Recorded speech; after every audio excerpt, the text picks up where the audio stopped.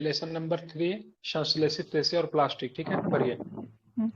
निम्नलिखित पर विचार कीजिए। कपास, पेट और प्लास्टिक, इनमें से कौन कौन से प्राकृतिक बहुलक के उदाहरण हैं? तो बता दीजिए। केवल एक कपास हो जाएगा, पेट और प्लास्टिक ठीक है, प्राकृतिक नहीं है।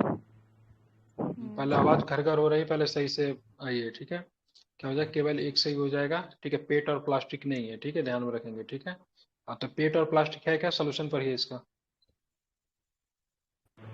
बहुलक छोटी इकाइयों से मिलकर बनी एक बड़ी इकाई है। ये प्राकृतिक और संश्लेषित दोनों प्रकार के होते हैं। कपास एक प्राकृतिक बहुलक है जो सेल्यूलोज कहलाता है। सेल्यूलोज बड़ी संख्या में ग्लूकोज इकाइयों द्वारा निर्मित होता है। ऊन, रेशम, चमड़ा भी प्राकृतिक बहुलक के उदाहरण हैं। तो ये सारे प्राकृतिक हो गए। संश्लित रेशे पेट्रा रसायनों से रासायनिक प्रक्रम से प्राप्त होते हैं। पेट एक संश्लित बहुलक है जो कि पॉलिस्टर का सुपरिचित उदाहरण है। इसका उपयोग बोतलों, बर्तन, फिल्म, तार या अन्य उपयोगी उत्पाद के निर्माण में किया जाता है। संश्लेषित रेशों की तरह प्लास्टिक भी एक बहुलक है। Polythene, poly plus ethene plastic का उदाहरण है। प्लास्टिक अपघटित होने में कई वर्ष लेते हैं, अतः यह पर्यावरण हितैषी नहीं है। पेट का फुल फॉर्म याद है किसी को? क्या होता है बताइए पल्लवी जी, क्या होता है? अरे सर, पढ़े थे हम भी। एक मिनट। पेट्रो रसायन से कुछ होता है क्या पेट? नहीं हाँ, नहीं नहीं, नहीं। पॉलीएथिलीन क्या होता है? टेपला, क्या पॉलीइथिलीन। ठीक है, टेरिफिथीन, पोलोइथिलीन, क्या बोलते हैं? टेरिपिथिलीन, यही होता है सर, पेट का फुल फॉर्म। ठीक है, चलिए यहाँ पे तो जानते हैं ये पॉलीथीन का पॉली जो रेथीन होता है, जो कि पर्यावरण का हितैषी नहीं। एक चैप्टर आप पढ़िएगा, एक चैप्टर आप पढ़िएगा पल्लवी जी। पॉलीएथिलीन टरथेलेट होता है, पॉलीएथिलीन हाँ, वही टरथेलेट। कुछ होता है, वो पता था। ठीक है, चलिए दूसरा नंबर क्वेश्चन देखिए ठीक, क्या है।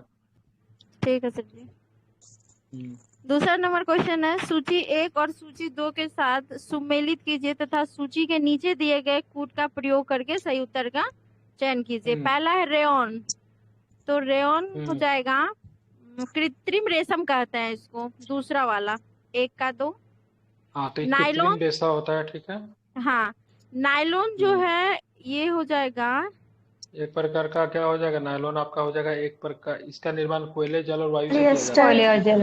हाँ हाँ ठीक है, ठीक है। और टेरेलिन जो टेरेलिन क्या है हो एक जाएगा? पॉलिस्टर है एक प्रकार का। और एक्रेलिक जो बिल्कुल, है, इससे ऊन, स्वेटर और शाल का निर्माण होता है। एक्रेलिक ठीक है, बोलते हैं चलिए इसको। इसका सॉल्यूशन सस्ता पढ़िए। वाला ऊन जो ऊपर कीजिएगा स्क्रीन का। स्क्रीन क्या रेयन, करूंगा? पीडीएफ भी निकाल लीजिए अपना। ठीक है, अच्छा ठीक है, ठीक है, ओके।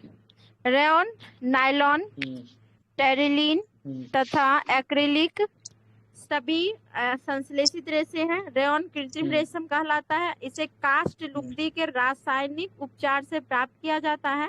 यह रेशम से सस्ता होता है। तो पहला हो गया। नायलॉन का निर्माण कोयला, जल और वायु से किया जाता है। यह ये प्रथम इम्पोर्टेंट है। पूर्ण नायलॉन रूप का निर्माण क्या चीज से करते हैं? कोयला, जल और वायु से। बिल्कुल, कोयला, जल और वायु से करते हैं। बिल्कुल ठीक है। यह प्रथम पूर्ण रूप से संश्लेषित रेशा है।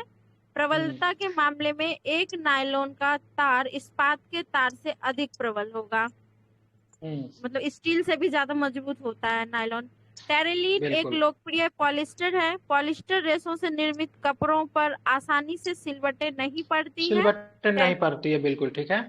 हाँ, हाँ, ये हो गया।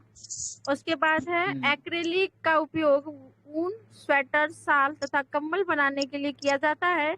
इससे बनी वस्तुएं कीमत में सस्ती होती है तथा इनका रखरखाव आसान होता है। ठीक है, आगे तीसरा 3 नंबर क्वेश्चन, क्वेश्चन करिए। आग बुझाने वाले कर्मचारियों के परिधानों पर एक परत चढ़ी होती है जो उसे अग्निरोधक बनाती है। परत निम्नलिखित बहुत में से बहुत बार किसकी ये बनी होती है? प्रश्न पूछा है। ठीक है, कई बार ये प्रश्न पूछा है। मेलामाइन। हाँ, मेलामाइन। बिल्कुल, मेलामाइन की बनी होती है, बहुत सुंदर। ठीक है, मेलामाइन की शायद अच्छा, ये पूछा तो भी है शायद एक इसमें। मिनट, एक टीचर वाला बार में मैं, पूछा है क्या? हाँ सर, ये वाला हाँ, मेरे वाला शिफ्ट में तो नहीं पूछा था। मेरा एक अच्छा, क्वेश्चन है कि मेलामाइन कैसा प्लास्टिक है? थर्मोसेटिंग प्लास्टिक है कि थर्मोप्लास्टिक है? ये बता ये दीजिए कोई भी। Thermosetting plastic. थर्मोसेटिंग प्लास्टिक है, ठीक। ये आगे इसको देख लेते हैं। बेकेलाइट और मेलामाइन जो है ये दोनों थर्मोसेटिंग प्लास्टिक के अंतर्गत आएगा, यानी कि इसमें अगर हम हीट करेंगे तो इसके रूप में कोई भी बदलाव इसके संरचना में नहीं होता है। आग बुझाने, ठीक है आगे पढ़ते हैं। आग बुझाने वाले कर्मचारियों के परिधानों पर मेलामाइन नामक प्लास्टिक की परत चढ़ी होती है। मेलामाइन आग प्रतिरोधक है तथा अन्य प्लास्टिक की अपेक्षा ऊष्मा को सहने की अधिक क्षमता रखता है। बेकेलाइट ऊष्मा, हाँ बेकेलाइट ऊष्मा और विद्युत का कुचालक है। यह बिजली के लिए विभिन्न बर्तनों के हत्थे इत्यादि में इसका प्रयोग किया कुकर जाता है। वगैरह में जो काला कलर का लगाते हो बेकेलाइट ही होता है नहीं?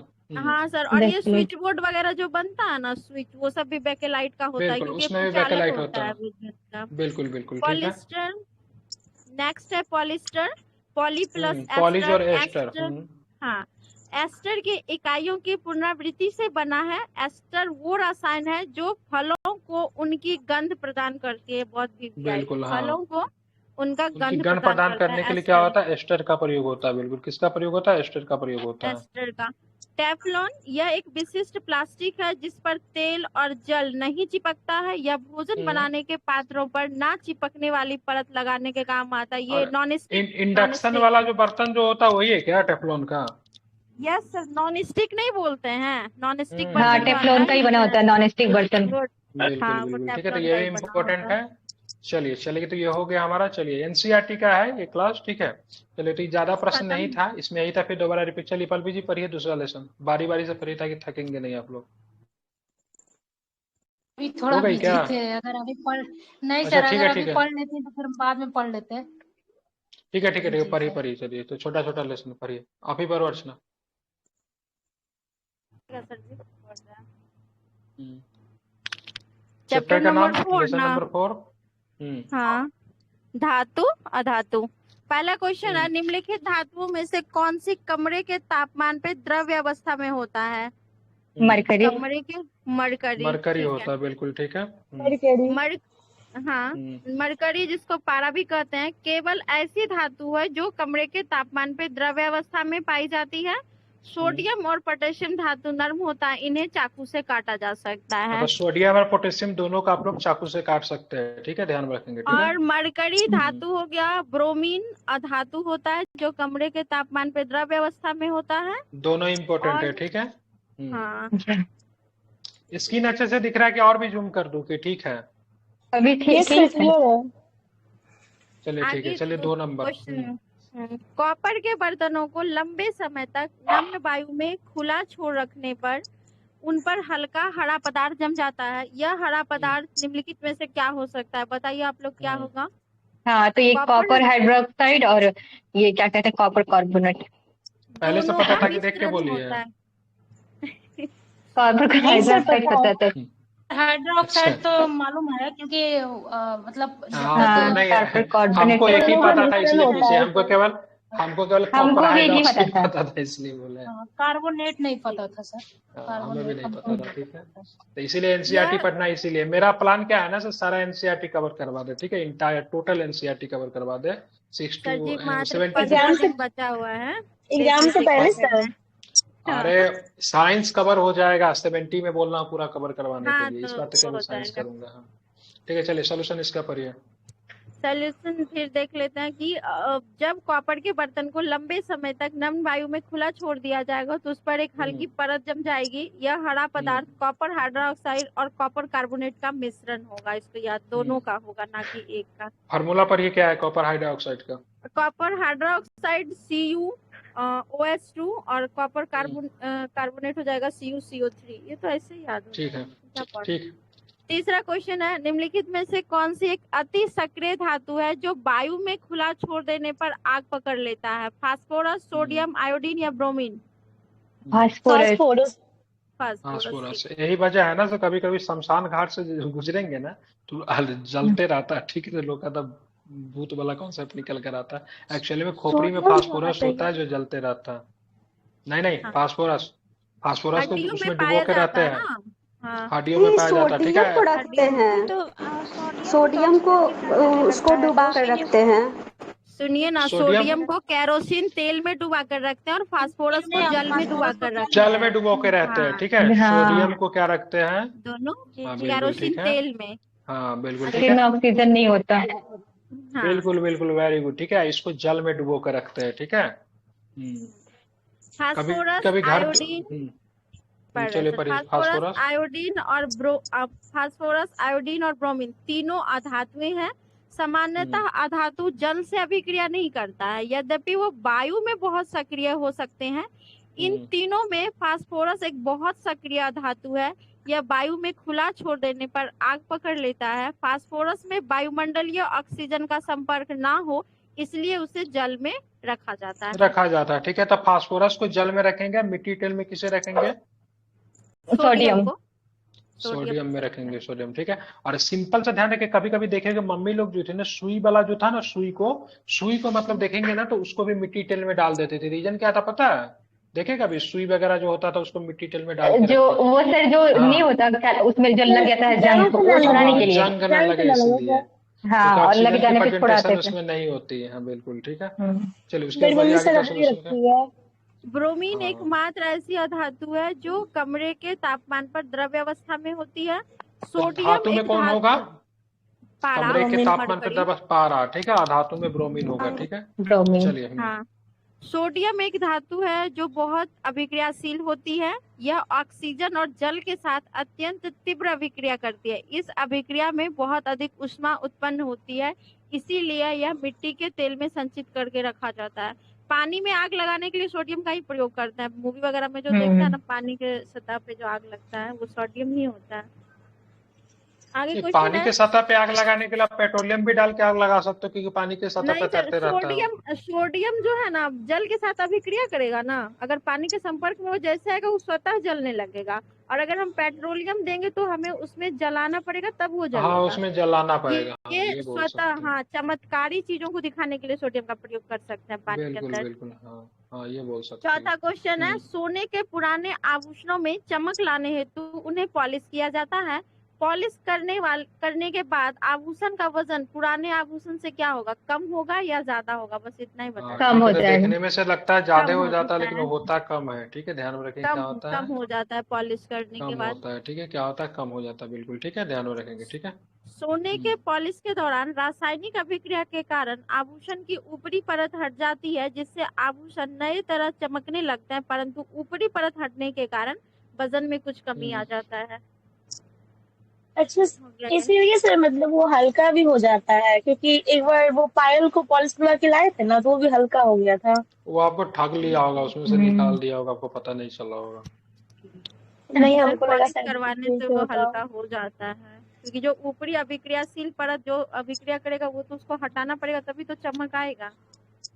तो वो हटाएगा तो वजन तो कम आएगा ही ना उसमें। नेक्स्ट क्वेश्चन पढ़े। पढ़िए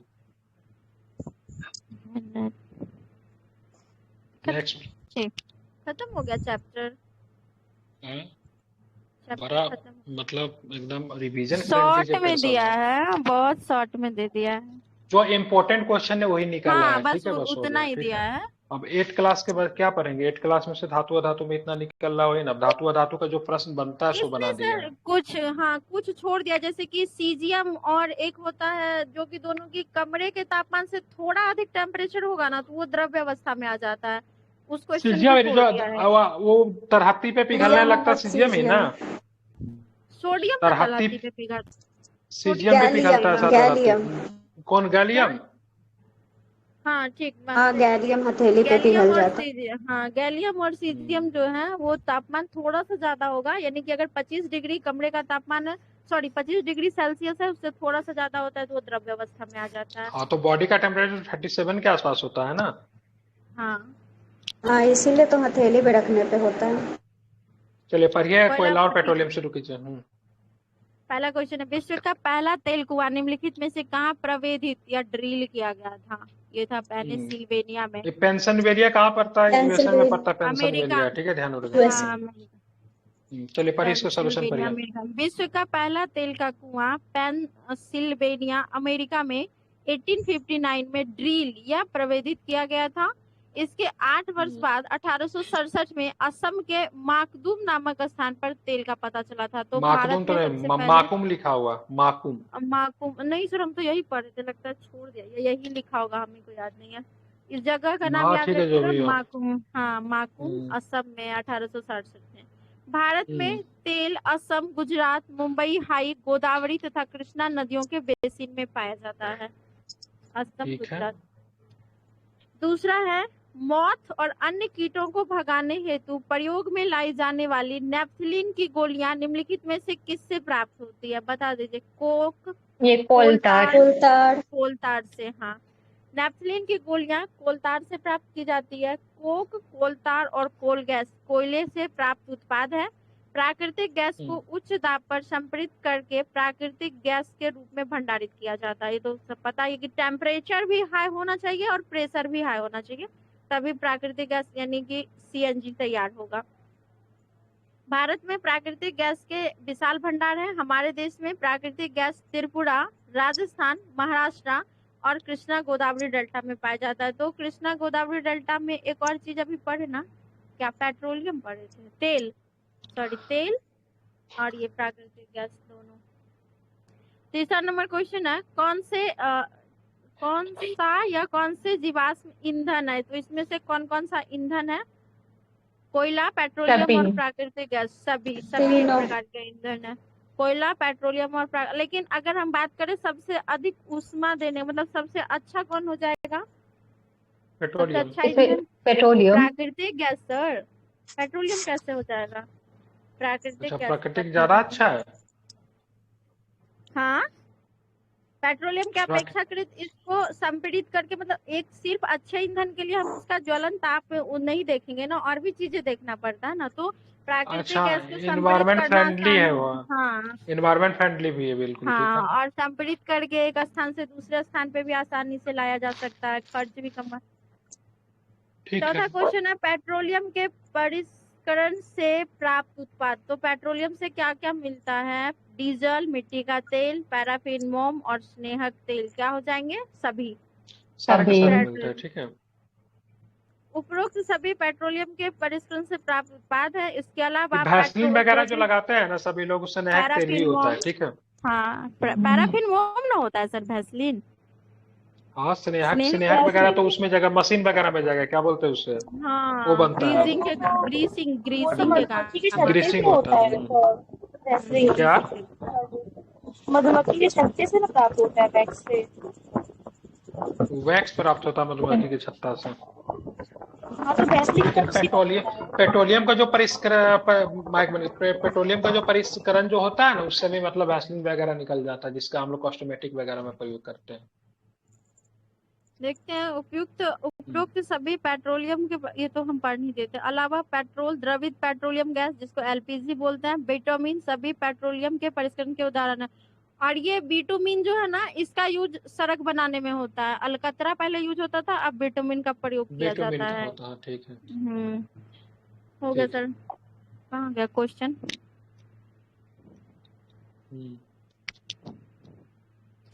चैप्टर खत्म।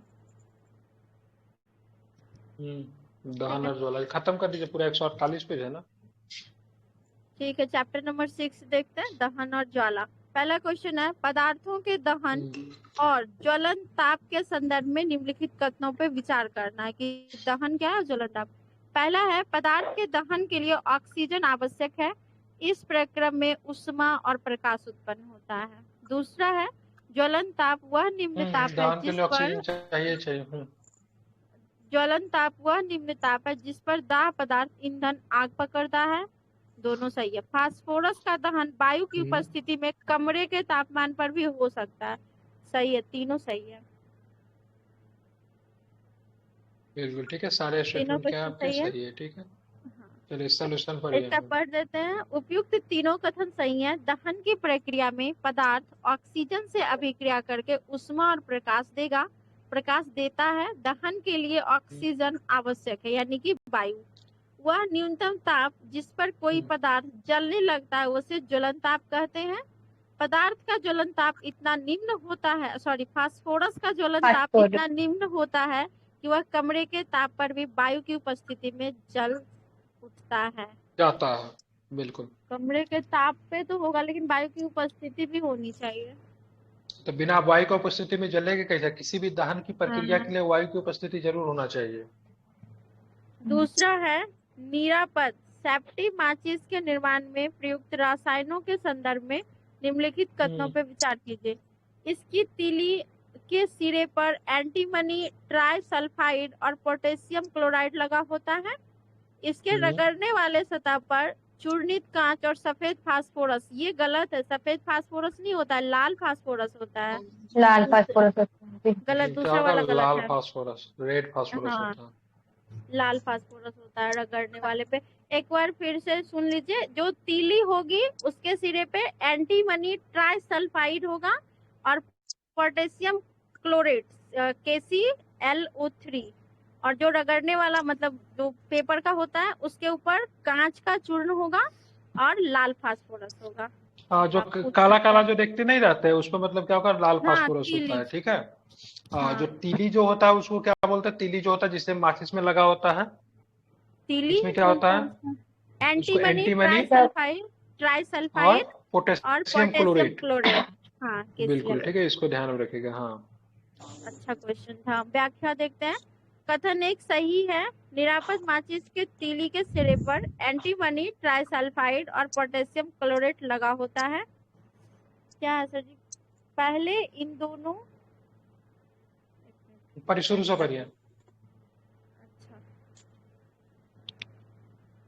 पढ़ना। कथन एक सही है, निरापद माचिस के तीली के सिरे पर एंटीमनी ट्राइसल्फाइड और पोटेशियम क्लोरेट लगा होता है। पहले इन दोनों रसायनों के साथ सफेद फास्फोरस का प्रयोग किया जाता था, किंतु हानिकारक प्रभावों के कारण निरापद माचिसों से इसका उपयोग अब बंद कर दिया गया। पहले सफेद फास्फोरस होता था तीली पे।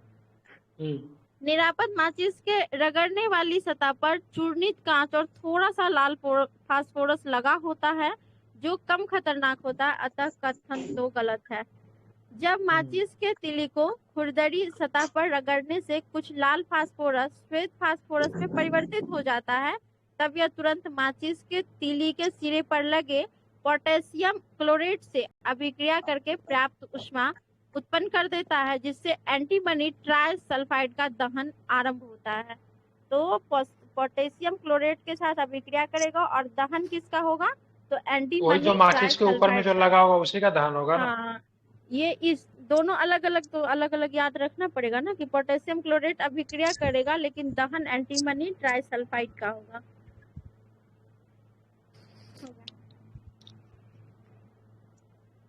चलिए ठीक है, ठीक है। चलो 3 नंबर देखो, 3 नंबर।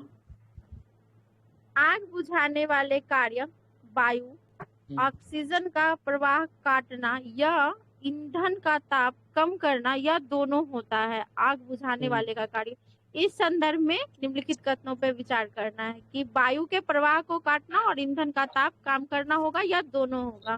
पहला है, क्वेश्चन फिर से क्वेश्चन पढ़िए। आग बुझाने वाले का कार्य वायु, ऑक्सीजन का प्रवाह काटना या ईंधन का ताप कम करना या दोनों होता है। इस संदर्भ में निम्नलिखित कथनों पर विचार करेंगे। मतलब आग बुझाने वाले का काम क्या होता है? पहला है, आग में जल डालने पर उत्पन्न जल वाष्प ज्वलनशील पदार्थ को घेर लेती है और वायु की आपूर्ति बंद कर देती है।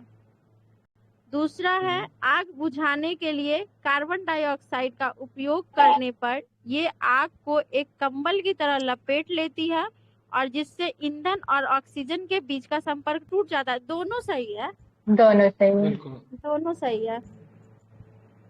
कार्बन डाइऑक्साइड ही होता है ना।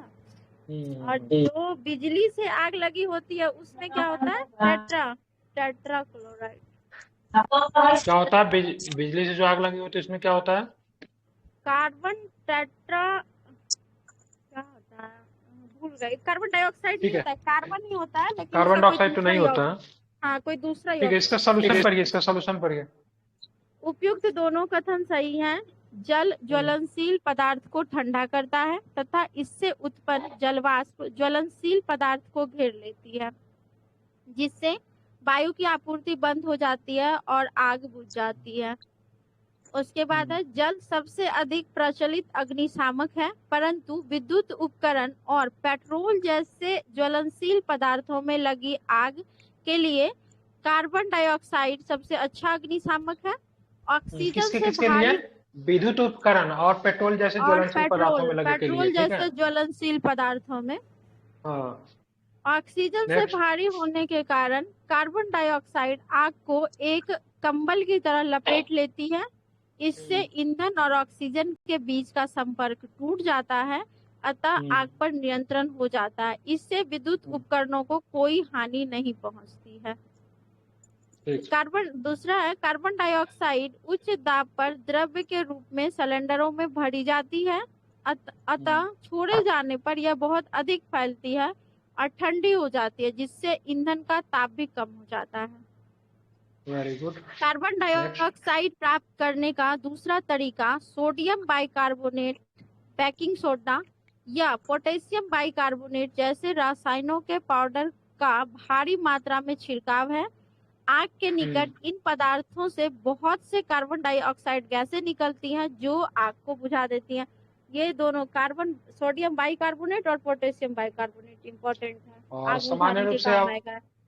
बालू वगैरह भी अगर डालेंगे ना तो आग बुझ जाता है आसानी से। वो तो सर इसलिए ना कि ऑक्सीजन की आपूर्ति को रोक देगा। ऑक्सीजन का आपूर्ति को रोक देता है, बिल्कुल हाँ, ठीक है। ऑक्सीजन की आपूर्ति को रोक देता है। चौथा क्वेश्चन है मोमबत्ती की ज्वाला के संदर्भ में निम्नलिखित कथनों में से कौन सा कथन सही है? इसके दीप्त क्षेत्र में बिना जले कार्बन कण उपस्थित होते हैं। दीप्त क्षेत्र में जो जल रहा है, इसका अदीप्त क्षेत्र सबसे अधिक गर्म होता है। दोनों सही है, दोनों का दोनों सही है, ठीक है। हाँ, किनारा वाला गुप्त जो उष्मा ब्लू इसी लाइन में होती होता है है ना? ना, गुप्त उष्मा सर, जो किनारा वाला ब्लू लाइन होता है ना, वो सबसे अधिक गर्म होता है, उसको अदीप्त क्षेत्र कहा जाता है। जो अदीप्त क्षेत्र होगा मैम, वो तो ऊपर वाला क्षेत्र होगा क्या? क्योंकि ऊपर वाला क्षेत्र होता है गर्म। सर जो देखिए बता रहा है, जैसे कैंडल जल रहा है ना, सुनिएगा, कैंडल जल रहा है ना, तो जो येलो कलर का ज्वाला है जो आपको जलते हुए दिख रहा है ना, उसके आसपास देखिएगा। अरे ब्लू कलर का नहीं होता, ब्लू रंग का जो होता है वो बहुत ज्यादा गर्म होता है। हाँ, वो ब्लू सर्किल रंग का बनता है, होता तो वो एरिया ज्यादा गर्म होता है पीले वाले की अपेक्षा। ऐसा नहीं कि पीला वाला बिल्कुल बर्फ होता है, लेकिन उसके अपेक्षाकृत ब्लू वाला एरिया ज्यादा गर्म होता है। बाकी चैप्टर पढ़ लीजिए एनसीईआरटी में जाकर। देखिए यहाँ पे नीले रंग का नहीं होता, देखिए यहाँ पे लिखा हुआ भी। हाँ सर, नीचे लिखा हुआ है। व्याख्या है, दहन के साथ जो पदार्थ बाष्पित होते हैं वो ज्वाला का निर्माण करते हैं। मोमबत्ती में दहन के समय उत्पन्न ज्वाला के 3 भिन्न क्षेत्र होते हैं। पहला है ज्योतिहीन क्षेत्र, दीप्त क्षेत्र और अदीप्त क्षेत्र। ठीक है, इस दीप्त क्षेत्र में बिना जले कार्बन का कण उपस्थित होगा। तो दीप्त क्षेत्र में कार्बन के कण उपस्थित होंगे जो कि बिना जले होंगे। और मोमबत्ती की ज्वाला का अदीप्त क्षेत्र सबसे अधिक गर्म होता है। ये ज्वाला का सबसे बाहरी क्षेत्र है जो नीले रंग का होता है। और फिगर देखने के लिए आप चैप्टर में चले जाइए, दिख जाएगा। Next question sir, 5 number. निम्नलिखित कथनों पर विचार कीजिए। ईंधन के पूर्ण दहन से विषैली कार्बन डाइऑक्साइड गैस बनती है। अपूर्ण दहन से कार्बन मोनोऑक्साइड बनेगा। ये गलत है।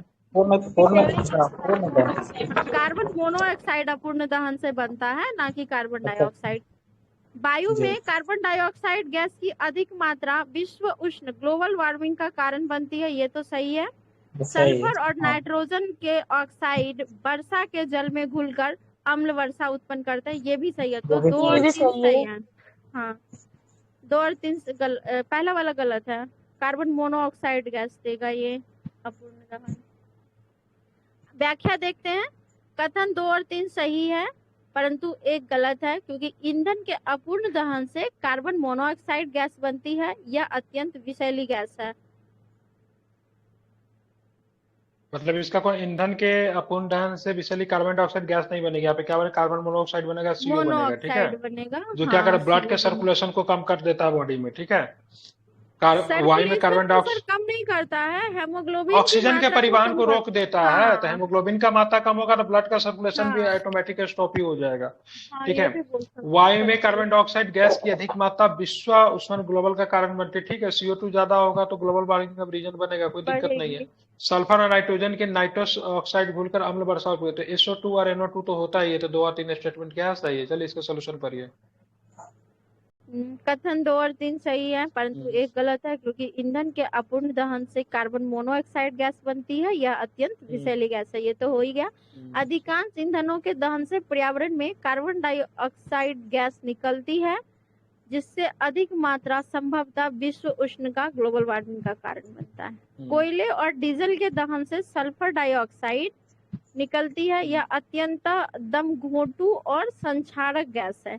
इसके अतिरिक्त पेट्रोल इंजन नाइट्रोजन के गैसीय ऑक्साइड छोड़ते हैं, तो कोयला डीजल से सल्फर और पेट्रोल से नाइट्रोजन गैस छोड़ते हैं। सल्फर और नाइट्रोजन के ऑक्साइड वर्षा जल में घुल जाते हैं तथा अम्ल बनाते हैं। ऐसा वर्षा ही अम्ल वर्षा कहलाती है। अम्ल वर्षा फसलों, भवनों, मृदा के लिए बहुत हानिकारक होती है। मोटर वाहनों में CNG संपीड़ित प्राकृतिक गैस के उपयोग से सल्फर और नाइट्रोजन के ऑक्साइड का उत्पादन अल्प मात्रा में होता है। तो ये CNG से इसको ना, कम है। CO जो होता है आपका दम घोटू गैस होता है, इसलिए जब भी कभी हम लोग घर बन करके खाना वगैरह बनाते हैं तो गार्जियन को तो उतना पता नहीं रहता, लेकिन हमेशा इस चीज का हिदायत देंगे कि खिड़की और ये सब मतलब खोल दो। ठीक है, क्योंकि जब भी जलावन पे खाना अगर आप लोग बनाए होंगे तो देखिएगा हमेशा इस चीज का हिदायत दिया जाता है, खुले में बनाओ। ठीक है, घर बंद करके या फिर मतलब जहाँ पे वो मत बनाओ, क्योंकि दम घोटू गैस, क्योंकि ये ईंधन अगर नहीं चलेगा तो क्या बनेगा? CO बनाएगा। ठीक है, LPG चलिए से आगे। भी सर जो कि गैस का प्रयोग करते हैं, उससे भी किसी तरह का कोई इस तरह का निकलता है क्या? LPG में तो सल्फर लगभग 80-85% आपका जल जाता है। ठीक है, जबकि आपका ये 30% के आसपास ही, मतलब उसका 30-35% के आसपास ही मतलब इसका लकड़ी का कार्बन जल पाता है। ठीक है, इस LPG तो 80-85%, इसलिए क्लीन एनर्जी में उसको काउंट करते हैं, नहीं ठीक है, निकालता। नेक्स्ट हालांकि क्वेश्चन उससे है। भी होता है, उससे हाँ भी होता है, हाँ लेकिन हाँ, बहुत ही नीचे। अल्प मात्रा में होता है। ठीक है, बहुत ही अल्प मात्रा में। ठीक है, छठा क्वेश्चन है, आदर्श आदर्श ईंधन के बारे में सत्य कथन।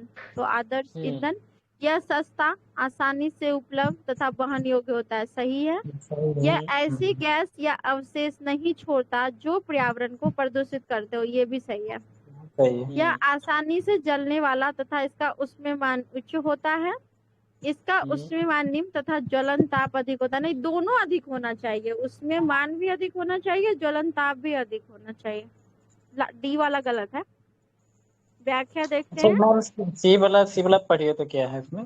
यह आसानी से जलने वाला और एक इसका आदर्श ईंधन जो होना चाहिए उसका उष्मीयमान सबसे ज्यादा होना चाहिए। ठीक है, अगर बोलेंगे किस ईंधन का सबसे ज्यादा उष्मीयमान होता है, तो उदाहरण के लिए आप हाइड्रोजन का ले सकते हो, उसका उष्मीयमान काफी ज्यादा उच्च होता है। ठीक है, दूसरा जो आदर्श ईंधन होगा आसानी से जलने वाला होना चाहिए, मतलब कम से कम कार्बन प्रिंट, मतलब कम से कम मतलब कार्बन का उत्सर्जन करे। ठीक है, और जो अच्छा से जल जाएगा तो जाहिर सी बात है, जलेगा तो क्या जलता है? कार्बन ही जलता है। तो जितना कम कार्बन की मात्रा छोड़ेगा, ठीक है, उतना आदर्श ईंधन। लकड़ी को हम आदर्श ईंधन नहीं बोल सकते, लेकिन उसके कंपेयर में केरोसिन क्या आदर्श ईंधन है, उसके LPG उसके कंपेयर में क्या आदर्श ईंधन है। लेकिन आदर्श ईंधन में हम हाइड्रोजन को भी आदर्श ईंधन नहीं बोल सकते, क्योंकि जाहिर से उसमें कार्बन तो बहुत कम होता है, लेकिन बहुत महंगा है। ठीक है, आसानी से भी जलता है, उसका उष्मीयमान भी उच्च है, लेकिन बहुत ज्यादा महंगा है। ठीक है, तो ध्यान में रखिएगा, उस सस्ता और आसानी से उपलब्ध भी होना चाहिए। ठीक है, बिल्कुल, वहन योग्य होना चाहिए, जिसको सभी लोग उसको वो कर सकते हैं, जो कि क्या LPG है।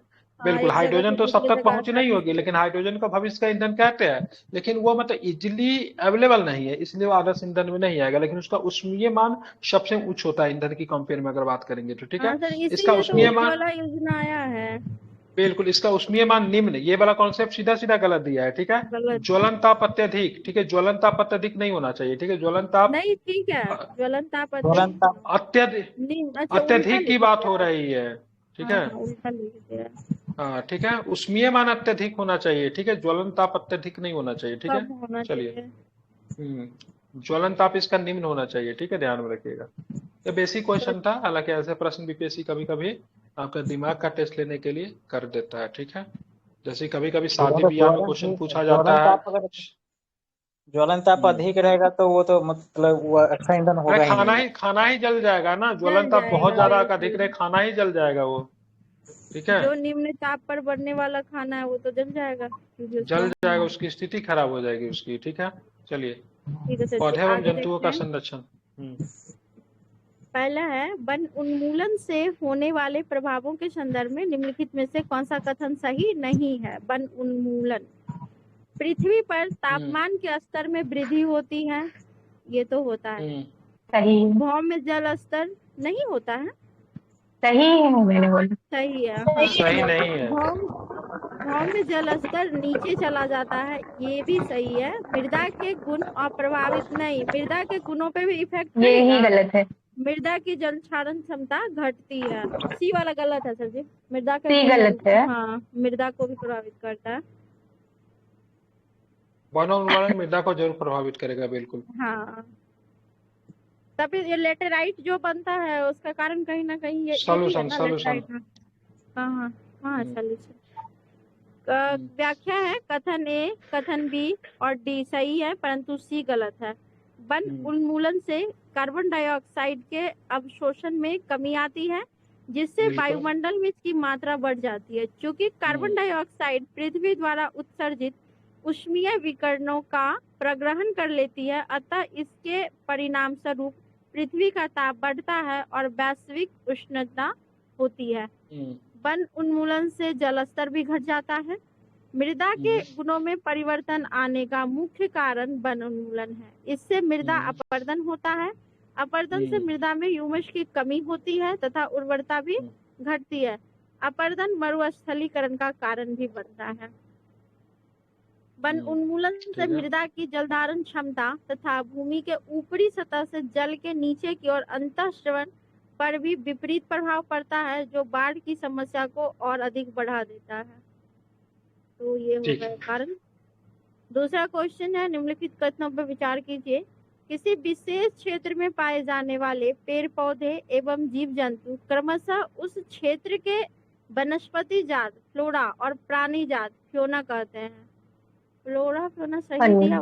हाँ सही है। पौधे और जंतुओं की वह प्रजाति जो किसी विशेष क्षेत्र में विशिष्ट रूप से एक्सक्लूसिव पाई जाती है, उसे उस क्षेत्र विशेष की स्थानिक प्रजाति कहते हैं। दोनों सही है। स्थानिक होगा ना, जो क्षेत्र विशेष में पाया जाएगा, एंडेमिक। ठीक है, व्याख्या देखते हैं। फिर से पढ़े सर जी, हो गया? नहीं, फ्लोरा वाला एक बार और पढ़िए, इसे बार बार प्रश्न पूछता। हाँ, ये पूछा हुआ है बीपीएससी में कि तो एक बार और किसी विशेष क्षेत्र में पाए जाने वाले पेड़ पौधे एवं जीव जंतु क्रमशः उस क्षेत्र के वनस्पति जात फ्लोरा और प्राणी जात फ्योना।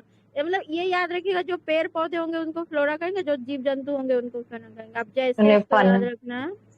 हाँ, ये पूछता है, बार बार पूछता है फ्लोरा और। ठीक है, तो मतलब बात करेंगे फौना किसको बोलेंगे? फौना किसको बोलेंगे बताइए? जानवर को फौना, वनस्पति को फ्लोरा और जानवरों को हाँ।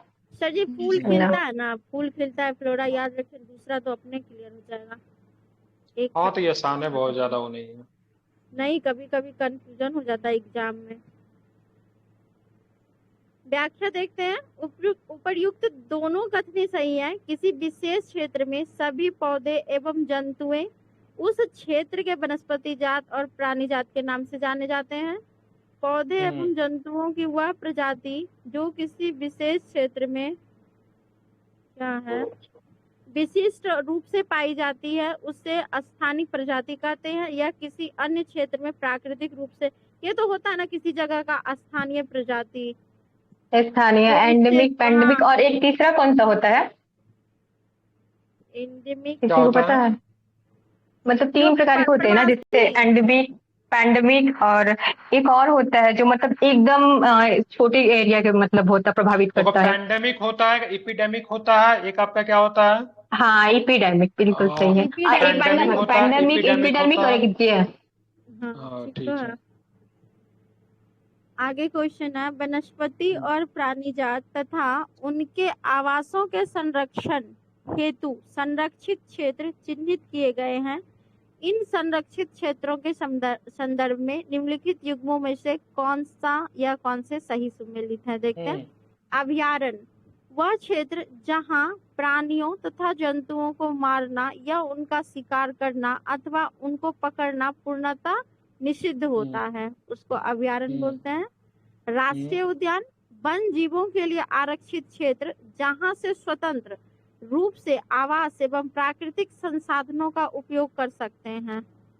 ठीक है, वन ये तो जीवों के सही लिए है। आरक्षित क्षेत्र। हाँ, जैव मंडल आरक्षित क्षेत्र वन्य जीव, पौधे और जंतु संसाधनों और उस क्षेत्र के आदिवासी के पारंपरिक ढंग से जीवन यापन हेतु विशाल संरक्षण क्षेत्र। जैव मंडल तीनों सही होना चाहिए अपने आप में। जैव तीनों सही। मंडल आरक्षित क्षेत्र में परमिशन होता है? तीनों सही। नहीं, तीनों सही। डी, आदिवासी तीनों। पारंपरिक ढंग से आदिवासी जीवन को उनको यापन। होता है, ठीक। हाँ। हाँ, ठीक है। उस जगह के आदिवासी को अपने परंपरा के अनुसार वो अपना जीवन जी सकते हैं उस क्षेत्र में, उसको जैव मंडल ठीक। बोलते हैं। मतलब क्या होता हो था, गया। अभ्यारण्य में वह क्षेत्र जहाँ प्राणियों अथवा जंतुओं को मारना है, उनका शिकार करना तथा उन्हें पकड़ना पूर्णतः निषिद्ध है। ठीक है, ध्यान में रखेंगे। राष्ट्रीय उद्यान उसे कहते हैं उन जीवों के लिए आरक्षित क्षेत्र जहां वह स्वतंत्र, ठीक है, स्वतंत्र रूप से आवास में प्राकृतिक संसाधनों का उपयोग कर सकते हैं। थर्ड वाला था जैव मंडल आरक्षित है वन्य जीव, वन्य जीवन, ठीक है, पौधे एवं जंतु संसाधनों और उच्च क्षेत्र के आदिवासियों का पारंपरिक ढंग से जीवन यापन हेतु विशाल संरक्षित क्षेत्र है। तो सारे के सारे स्टेटमेंट क्या आपके सही है? ठीक है, सोल्यूशन पढ़ ले इसकी जरा, और ये सोल्यूशन। व्याख्या।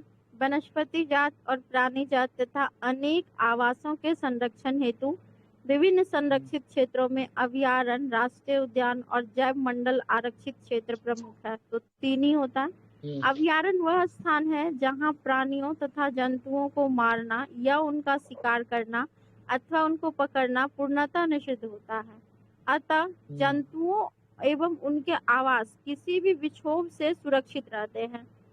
यहाँ स्थानिक लोगों और कुछ मानवीय क्रियाकलापों की अनुमति होती है। यही विशेषता इसे राष्ट्रीय उद्यानों से अलग करती है। राष्ट्रीय उद्यान वन्य जीवन के विकास के लिए आरक्षित ऐसे क्षेत्र होते हैं जहां बफर जोन तथा कोर जोन में किसी भी तरह के मानवीय क्रियाकलाप पूरी तरह से निषिद्ध होता है। अतः यहाँ वन्य जीव स्वतंत्र रूप से आवास एवं प्राकृतिक संसाधनों का उपयोग कर सकते हैं।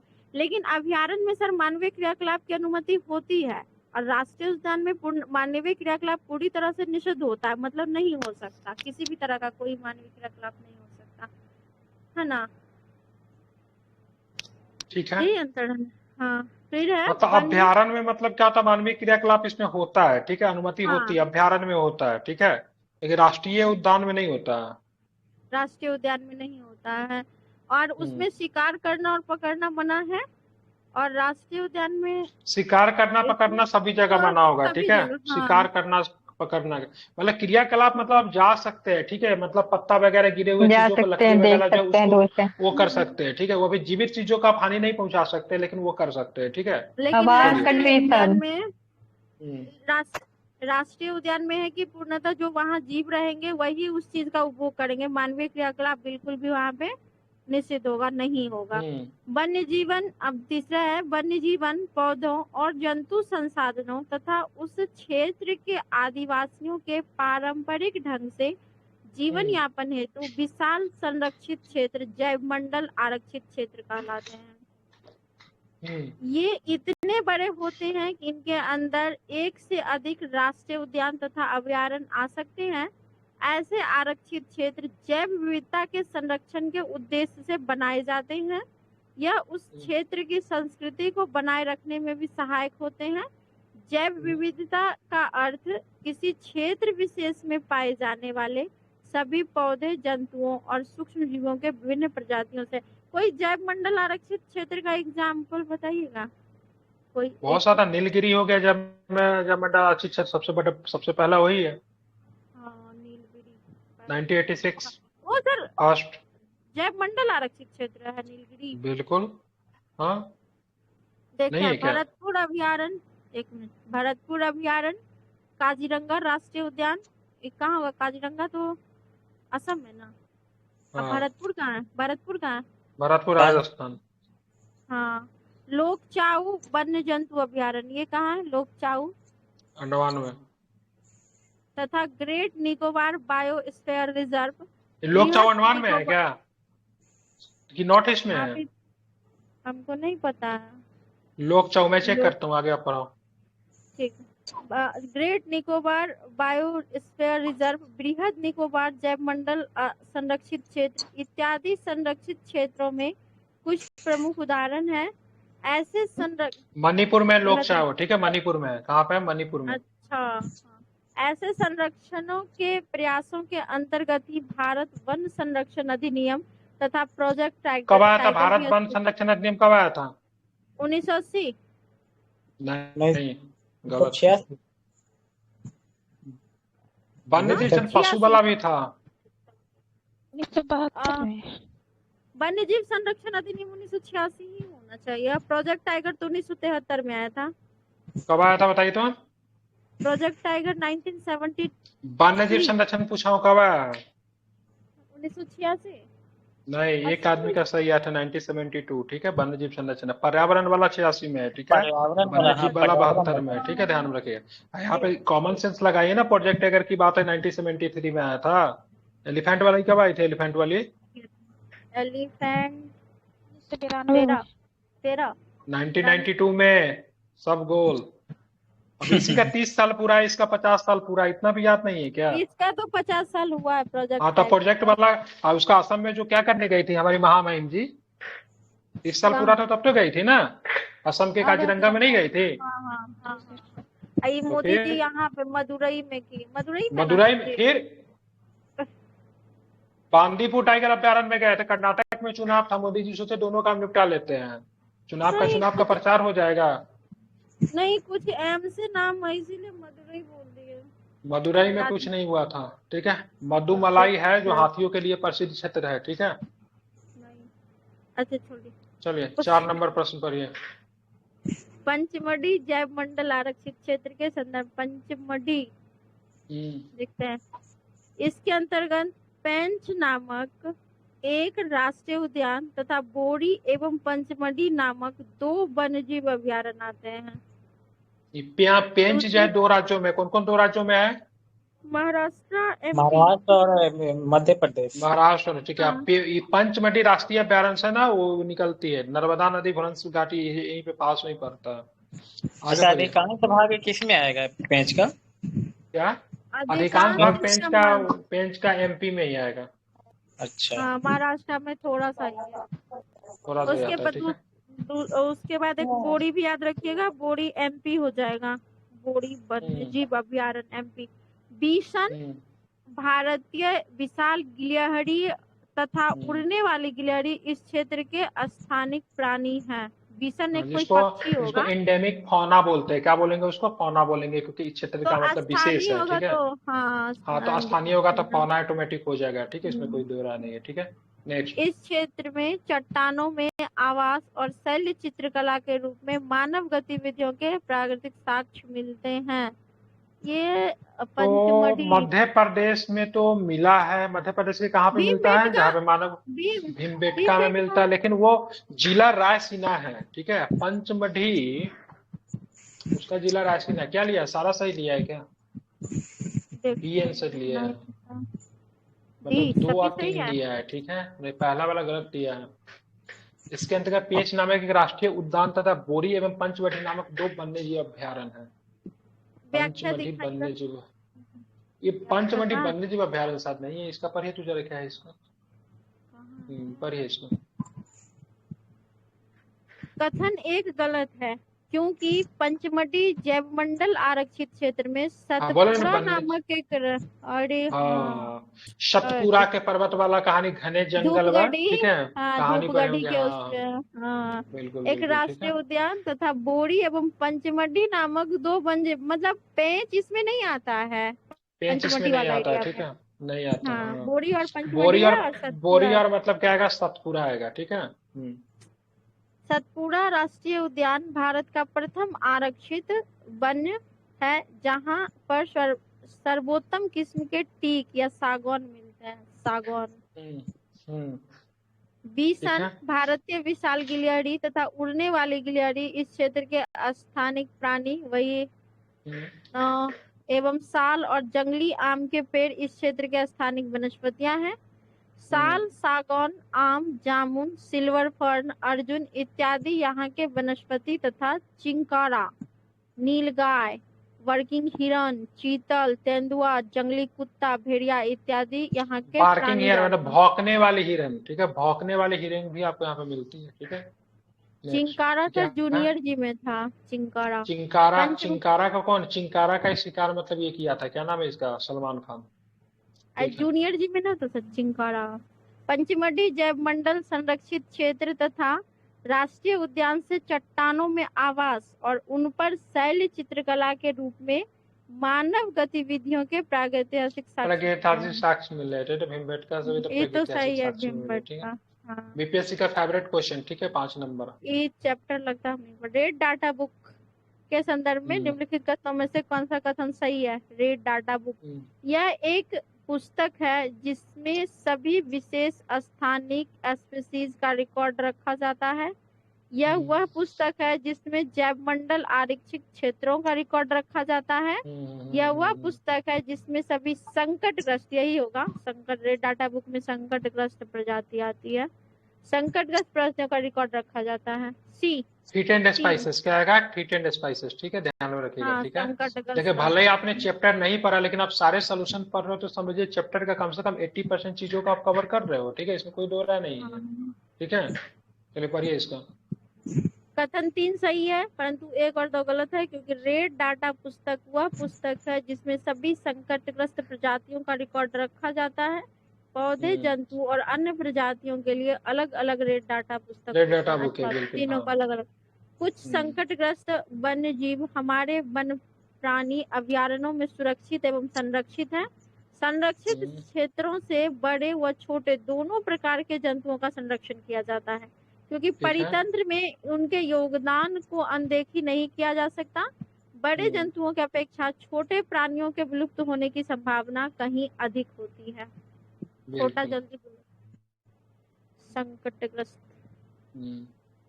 अच्छा, विलुप्त किस में रहेगा सर? रेड डाटा बुक में नहीं रहेगा जो बिल्कुल विलुप्त हो गया है? नहीं, वो इसमें केवल रहेगा, ठीक है, जो मतलब संकटग्रस्त जो विलुप्त हो सकता है, हाँ, होने वाले उनकी संख्या कम रह गई है, ठीक है, वो रहेगा इसमें रेड डाटा बुक में। अब वो किस में रहेगा फिर, विलुप्त प्राणी? अरे रेड डाटा बुक का ही 2-3 कैटेगरी होता है, ठीक है, उसमें से आता है किसी में, ठीक है, आगे में भी होगा भी, पढ़िए इसको। निम्नलिखित में से कौन सा या कौन से परितंत्र इकोसिस्टम का हिस्सा है? तो सभी पेड़ पौधे, सभी प्राणी एवं सूक्ष्मजीव, जैव अजैव घटक, सभी हो जाएंगे, जैव अजैव दोनों होता है। हाँ, किसी भी क्षेत्र के सभी पौधे, प्राणी एवं सूक्ष्मजीव अजैव घटकों जैसे कि जलवायु, भूमि, नदी, डेल्टा, धूप इत्यादि संयुक्त रूप से किसी परितंत्र का निर्माण। जैव घटक नहीं आता है, ठीक है, जैव घटक नहीं आएगा सर जी, परितंत्र में जैव घटक नहीं आएगा। जैव घटक तो वही होते हैं जो किसी एनवायरमेंट फ्रेंडली नहीं होता, उसको जैव में रखेंगे ना। तो नहीं, प्राणी और सूक्ष्मजीव क्या है? जैव घटक ही तो है। यह जैव है, जैव घटक है प्राणी और सूक्ष्मजीव, और जो जिसमें जो निर्जीव पदार्थ होंगे वो अजैव घटक होंगे, जैसे कि ये आपका भूमि हो गया, धूप हो गया, ये सब अजैव में आएंगे। क्या होता है, प्लास्टिक वगैरह ये सब किसमें आता है? प्लास्टिक वगैरह हो गया, रसायन वगैरह, जैविक अजैव बोलते हैं। हाँ, अजैव घटक। हाँ, और जो अजैव बोलते हैं इसको, मरे हुए जंतु, पेड़, सड़े गले पेड़ पौधे, हाँ, प्राणी पौधे ये सारे जैव में ही आ जाएंगे, जीवित। बिल्कुल। चलिए ठीक है, 8 नंबर चैप्टर। थक जाइएगा तो बोलिएगा, कोई दूसरा आदमी पढ़ेगा। अब हम थक गए सर जी। कौन आदमी पढ़ेंगे, पढ़िए। कौन सा क्वेश्चन पढ़ना है? अच्छा, ये 8 वाला जी।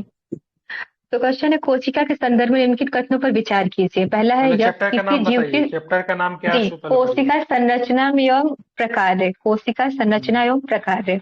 पहला क्वेश्चन है, कोशिका के संदर्भ में निम्नलिखित कथनों पर विचार कीजिए। पहला स्टेटमेंट है, यह किसी जीव की सूक्ष्मतम जीवित रचना है। दूसरा है, सर्वप्रथम कोशिका की खोज रॉबर्ट हुक द्वारा की गई थी। और तीसरा है, सबसे छोटी कोशिका जीवाणु कोशिका तथा सबसे बड़ी कोशिका क्या है? तो शुतुरमुर्ग का अंडा है। तो इसमें कौन कौन सही हो जाएगा? तीनों सही है। हाँ, सारे सही हैं। तो व्याख्या कथन एक सही है, जो कि सूक्ष्म जीवित रचना को कोशिका कहते हैं। अतः यह जीवों में मूलभूत संरचनात्मक इकाई है। कोशिकाएं मिलकर ऊतकों का निर्माण करती हैं तथा ऊतकों से अंगों का निर्माण होता है। और सर्वप्रथम सन 1665 में कौन कोशिका की खोज हुई, जिसके खोजकर्ता कौन थे? तो रॉबर्ट हुक थे। अतः कथन 2 भी सही है। और सबसे छोटी कोशिका एक जीवाणु कोशिका तथा सबसे बड़ी कोशिका शुतुरमुर्ग का अंडा है। अतः कथन 3 भी सही है। इसमें महत्वपूर्ण दूसरा बातें क्वेश्चन। क्या क्या निकल कर आई, एक मिनट, ऐसे नहीं, ठीक है, इसमें महत्वपूर्ण बातें क्या क्या निकल कर आई। सबसे पहली बात यहाँ पे दिया है, यह किसी जीव की सूक्ष्मतम जीवित रचना है, ठीक है, मतलब कोशिका जो है क्या है, जीव की मतलब सूक्ष्मतम इकाई है, ठीक है। उसकी बात इस पे रॉबर्ट हुक ने इसकी खोज की। और रॉबर्ट हुक ने कब इसकी खोज की थी? 1665 में की। 1665। ठीक है, कहाँ पे की इसको? तो मतलब क्या, कॉर्क की कोशिका की खोज हुई थी सबसे पहले, ठीक है। उसके बाद सबसे छोटी कोशिका जो आपकी जीवाणु कोशिका तथा सबसे बड़ी कोशिका जो आपकी क्या है, शुतुरमुर्ग की अंडे की शुतुरमुर्ग का कोशिका है, ठीक है। अंडा। उसके बाद एक इंपॉर्टेंट चीज और भी बात करेंगे। कोशिका मिलकर मतलब क्या करे, उत्तक का निर्माण करते हैं। उत्तक से मतलब क्या बनता है? अंग बनता है, ठीक है। अंग उसके का। बाद ह्यूमन स्ट्रक्चर, ठीक है। चलिए चलेंगे अच्छा 2 सर, नंबर उसमें जो क्वेश्चन। एक एंटन वन लियोनहॉक का भी आता है, जो वो कौन से कोशिका किया क्या था खोज, है ये कौन से कोशिका का खोज किया था? ये मृत वाला किया था? लेविन मृत वो वाला मृत कोशिका की खोज। रॉबर्ट हुक मृत कोशिका नहीं, की खोज लेविन हॉक करते हैं और ल्यूवेनहॉक जीवित कोशिका की खोज का किए खोज हैं। का किया था, जीवित कोशिका का खोजा कोशिका। था हाँ, ल्यूवेनहॉक ये ने। मृत कोशिका तो इन्होंने किया था, रॉबर्ट हुक ने ना। अच्छा अच्छा, बिल्कुल, ठीक। मृत कोशिका का रॉबर्ट हुक ने, जीवित कोशिका का ल्यूवेनहॉक ने किया था, ठीक है। लेविनहॉक। चलिए आगे बिल्कुल। चलेंगे 2 नंबर क्वेश्चन। हाँ, निम्नलिखित पर विचार कीजिए, ठीक है। तो स्टेटमेंट में दिया है अमीबा, पैरामीशियम, मुर्गी का अंडा और श्वेत रक्त कोशिका यानी WBC। उपर्युक्त में से कौन एक कोशिकीय संरचना के उदाहरण है? तो यूनिसेलुलर बताना है हमको, बताइए। एक कोशिका बताना है, ठीक है, बताइए कौन होगा। सभी सारे के सारे। हाँ, ये एक सारे कोशिका। सभी जो है ना यूनिसेलुलर है। अमीबा भी, पैरामीशियम भी, मुर्गी का अंडा भी और श्वेत रक्त कोशिका यानी WBC भी। तो व्याख्या देखते हैं। सॉल्यूशन। मुर्गी का अंडा एकल कोशिका भी यानी है। वो भी, हाँ बिल्कुल। अंडा ही एक कोशिकीय होता है, सबसे बड़ा एक कोशिकीय जीव वही है। अंडा जो आप खाते हैं ना, कोशिका ही है, ठीक है। हाँ, और सेल। अंडा से क्या होता है? बॉडी का निर्माण होता है ना। तो पढ़ा ना, सबसे पहले क्या बोला, उत्तक से ही मतलब क्या होता है, वो क्या बोलता है, उत्तक से, सेल से क्या बनता है, सेल पढ़े से थे हम उत्तक लोग। बनता है। सेल से सेल उत्तक से बनेगा, उत्तक उसके बनता बाद मतलब उत्तक से अंग बनेगा। हाँ, तो सेल अंडा से से उत्तक, उत्तक से अंग, अंग से अंग तंत्र। बिल्कुल। तो व्याख्या देखते हैं। एक कोशिका यानी सिंगल सेल जो है से बनी संरचना एक कोशिका यानी यूनिसेलुलर संरचना कहलाती है। अमीबा, पैरामीशियम, मुर्गी का अंडा और श्वेत रक्त कोशिका यानी WBC सभी जो एक संरचना के उदाहरण है। वे जीव जिनका शरीर एक से अधिक कोशिकाओं का बना होता है वो क्या होते हैं? तो बहुकोषीय यानी मल्टीसेलुलर कहलाते हैं। ठीक है। एक कोशिक जीवों में एकल कोशिका ही वे सभी मूलभूत प्रकार जैसे श्वसन, उत्सर्जन, वृद्धि, प्रजनन इत्यादि करती हैं, जो बहुकोशिकीय जीवों में विशिष्ट कोशिकाओं के समूह द्वारा संपादित किया जाता है। इसके साथ अच्छा कंफ्यूजन सर, ये होना ही दोनों नहीं चाहिए, जैसे प्रकार के मुर्गी का अंडा मतलब कोशिका है कि नहीं, क्योंकि आप पढ़ रहे शुतुरमुर्ग का अंडा जो है सबसे बड़ा कोशिका है, ठीक है। तो मुर्गी का अंडा तो अलग थोड़ी ना होगा, वो भी तो अंडा ही है। तो मुर्गी का अंडा कोशिका है, ठीक है, जो कि क्या है, मतलब यूनिसेलुलर है, मतलब एक कोशिकीय में आएगा, ठीक है। इसको ध्यान में रखिएगा, ठीक है। ये दोनों क्या बोल प्रकार रहे के थे, अंडा बोलिए। तो होगा, जो यूनिसेलुलर कृत्रिम में रूप से नहीं बनाया आएगा ना जाता सर? है और जो नेचुरल होता है, क्या? कौन दोनों प्रकार यूनिसेलुलर के में अंडा नहीं में आएगा? होगा। मुर्गी का अंडा। हाँ, यूनिसेलुलर, सिंगल सेल में। यूनिसेलुलर ही तो बोल रहा है मैम, देखिए कोशिकीय ही है। हाँ यूनिसेलुलर ही बोल कोशिकीय रहा ही है। है वो। हाँ हाँ, सभी आ रहा है। ठीक ठीक है सर। जी। आप आर्टिफिशियल भी बनाओगे तो आप सेल ही बनाओगे ना, सीधा मुर्गा थोड़ी बना दोगे, सीधी सी बात है। हाँ, क्योंकि मुर्गा बना देंगे तो बॉडी बन क्वेश्चन जाएगा ना। नंबर 30। तीसरा, जीव हाँ। का तो आप निर्माण नहीं कर रहे हैं, आप सेल का ही निर्माण कीजिएगा। चाहे हमारे बॉडी के अंदर भी कई सारे सेल का निर्माण आर्टिफिशियल तरीके से किया जाता है, जब चीजें खराब हो जाती है शरीर के अंदर तो। बिल्कुल, ठीक है। चलिए जी, 3 ठीक नंबर है। पढ़िए। जी, क्वेश्चन नंबर 3। कोशिका के मूल घटक कोशिका झिल्ली यानी सेल मेम्ब्रेन, कोशिका द्रव्य यानी साइटोप्लाज्म और केंद्रक यानी न्यूक्लियस। इन घटकों के संदर्भ में निम्नलिखित कथनों पर विचार कीजिए। तो पहला की स्टेटमेंट है, कोशिका झिल्ली एक कोशिका को दूसरी कोशिका एवं घेरे हुए माध्यम से अलग करती है। और दूसरा है, कोशिका द्रव्य कोशिका झिल्ली एवं केंद्रक के बीच पाया जाने वाला एक जेली जैसा पदार्थ है। और तीसरा स्टेटमेंट है, क्रोमोसोम अथवा गुणसूत्र केंद्रक में उपस्थित होता है। तो बताइए कौन कौन सा सही है? बताइए, बिना आंसर तीनों देखे सही हुए है। बताइए तो। तीनों सही है। कोशिका सभी सही झिल्ली, है सबसे पहले तीनों। कोशिका के मूल घटक कोशिका झिल्ली, सेल मेम्ब्रेन और कोशिका द्रव, जिसको साइटोप्लाज्म कहते हैं, और केंद्रक है। ठीक है, इन घटकों के संदर्भ में निम्नलिखित कथनों पर विचार करना। कोशिका झिल्ली एक कोशिका जो दूसरी कोशिका एवं घेरे हुए माध्यम से अलग करती है। कोशिका द्रव कोशिका झिल्ली एवं केंद्रक के बीच पाए जाने वाला एक जेली जैसा पदार्थ है। क्रोमोसोम अथवा गुणसूत्र केंद्रक में उपस्थित होता है। बताइए कौन सा सही है? मौजूद होता है। सही होना तीनों चाहिए सही है सर। तीनों सही बिल्कुल, लग रहा ऑल मुझे भी। स्टेटमेंट आर मतलब क्या है? सही है। ठीक है, सारे चलिए सही। सॉल्यूशन जी पढ़िए इसका, सॉल्यूशन अच्छे से जी। पढ़िएगा इसका। ठीक है। उपरोक्त तीनों कथन सही है। कोशिका के विभिन्न संगठन यानी कोशिका द्रव और केंद्रक एक झिल्ली द्वारा परिबद्ध होते हैं, जिसे कोशिका झिल्ली अथवा प्लाज्मा झिल्ली कहते हैं। ये झिल्ली एक कोशिका को दूसरी कोशिका एवं घेरे हुए माध्यम से अलग करती है। ये रंध्र होती है तथा विभिन्न पदार्थों के कोशिका में आवागमन का नियमन करती है। ये झिल्ली पौधे एवं जंतुओं को कोशिकाओं को आकृति प्रदान करता है। और कोशिका द्रव एक जेली जैसी पदार्थ है जो कोशिका झिल्ली और केंद्रक के बीच पाया जाता है। कोशिका के अन्य संगठन अथवा कोशिकांग यानी माइटोकॉन्ड्रिया, गोल्गी राइबोसोम इत्यादि कोशिका द्रव में ही पाए जाते हैं। और केंद्रक बहुत गोलाकार सुंदर। होता है तथा कोशिका के मध्य भाग में स्थित होता है। केंद्रक और कोशिका द्रव को केंद्रक झिल्ली यानी न्यूक्लियर मेम्ब्रेन अलग करती है। यह झिल्ली भी रंध्र होती है तथा कोशिका द्रव एवं केंद्रक के बीच पदार्थ के आवागमन को नियंत्रित करती है। जीवाणु कोशिका में ये केंद्रक झिल्ली अनुपस्थित होता है। जीवाणु कोशिका में क्या होता है? तो ये अनुपस्थित होता है। केंद्रक के अंदर केंद्रिका यानी न्यूक्लियस तथा गुणसूत्र यानी क्रोमोसोम उपस्थित होते हैं। केंद्रक के अंदर क्या उपस्थित होते हैं? तो केंद्रिका यानी न्यूक्लियस तथा गुणसूत्र यानी क्रोमोसोम उपस्थित होते हैं। गुणसूत्र जीन के धारक है तथा कोशिका विभाजन के समय ही दिखाई देते हैं। वंशानुगत अथवा आनुवांशिक गुणों के साथ साथ कोशिका के क्रियाकलापों का भी नियंत्रण करते हैं। सजीव कोशिका के समय संगठन को जीवद्रव्य प्रोटोप्लाज्म के नाम से जाना जाता है। इसमें कोशिका द्रव और केंद्रिका द्रव दोनों सम्मिलित होते हैं। जीवद्रव्य कोशिका का जीवित पदार्थ कहलाता है। ठीक है, तो ये भी पूछा जाता है मतलब गुणसूत्र को मतलब जानने के लिए मतलब किसका प्रयोग करते हैं? तो किसका करते हैं? इसे पता करेंगे गुणसूत्र को, या फिर वंशागुणित या फिर अनुवांशिक गुणों को पता करने के लिए किसका प्रयोग करेंगे? गुणसूत्र का अध्ययन करते हैं। गुणसूत्र जीन से। उसी को इंग्लिश में क्रोमोसोम बोलते हैं हाँ ना, ठीक, गुणसूत्र। क्रोमोसोम। मनुष्य के समकक्ष मतलब किसका गुणसूत्र होता है? मनुष्य के बराबर 46 किसी का होता है क्या? बंदर, चिंपांजी, 45 होता है सर बंदर का।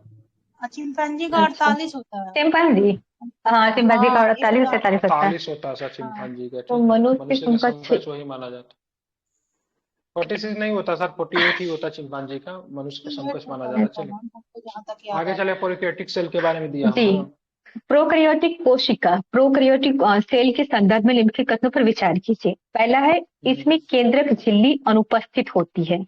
दूसरा है, विषाणु और नील हरे शैवाल इसके उदाहरण है। बताइए कौन सही है? गलत। नील हरित शैवाल यूकैरियोटिक है। हाँ, ये सिंगल सेल वाला होगा ना? केवल ये सिंगल सेल होगा ना ये? जी।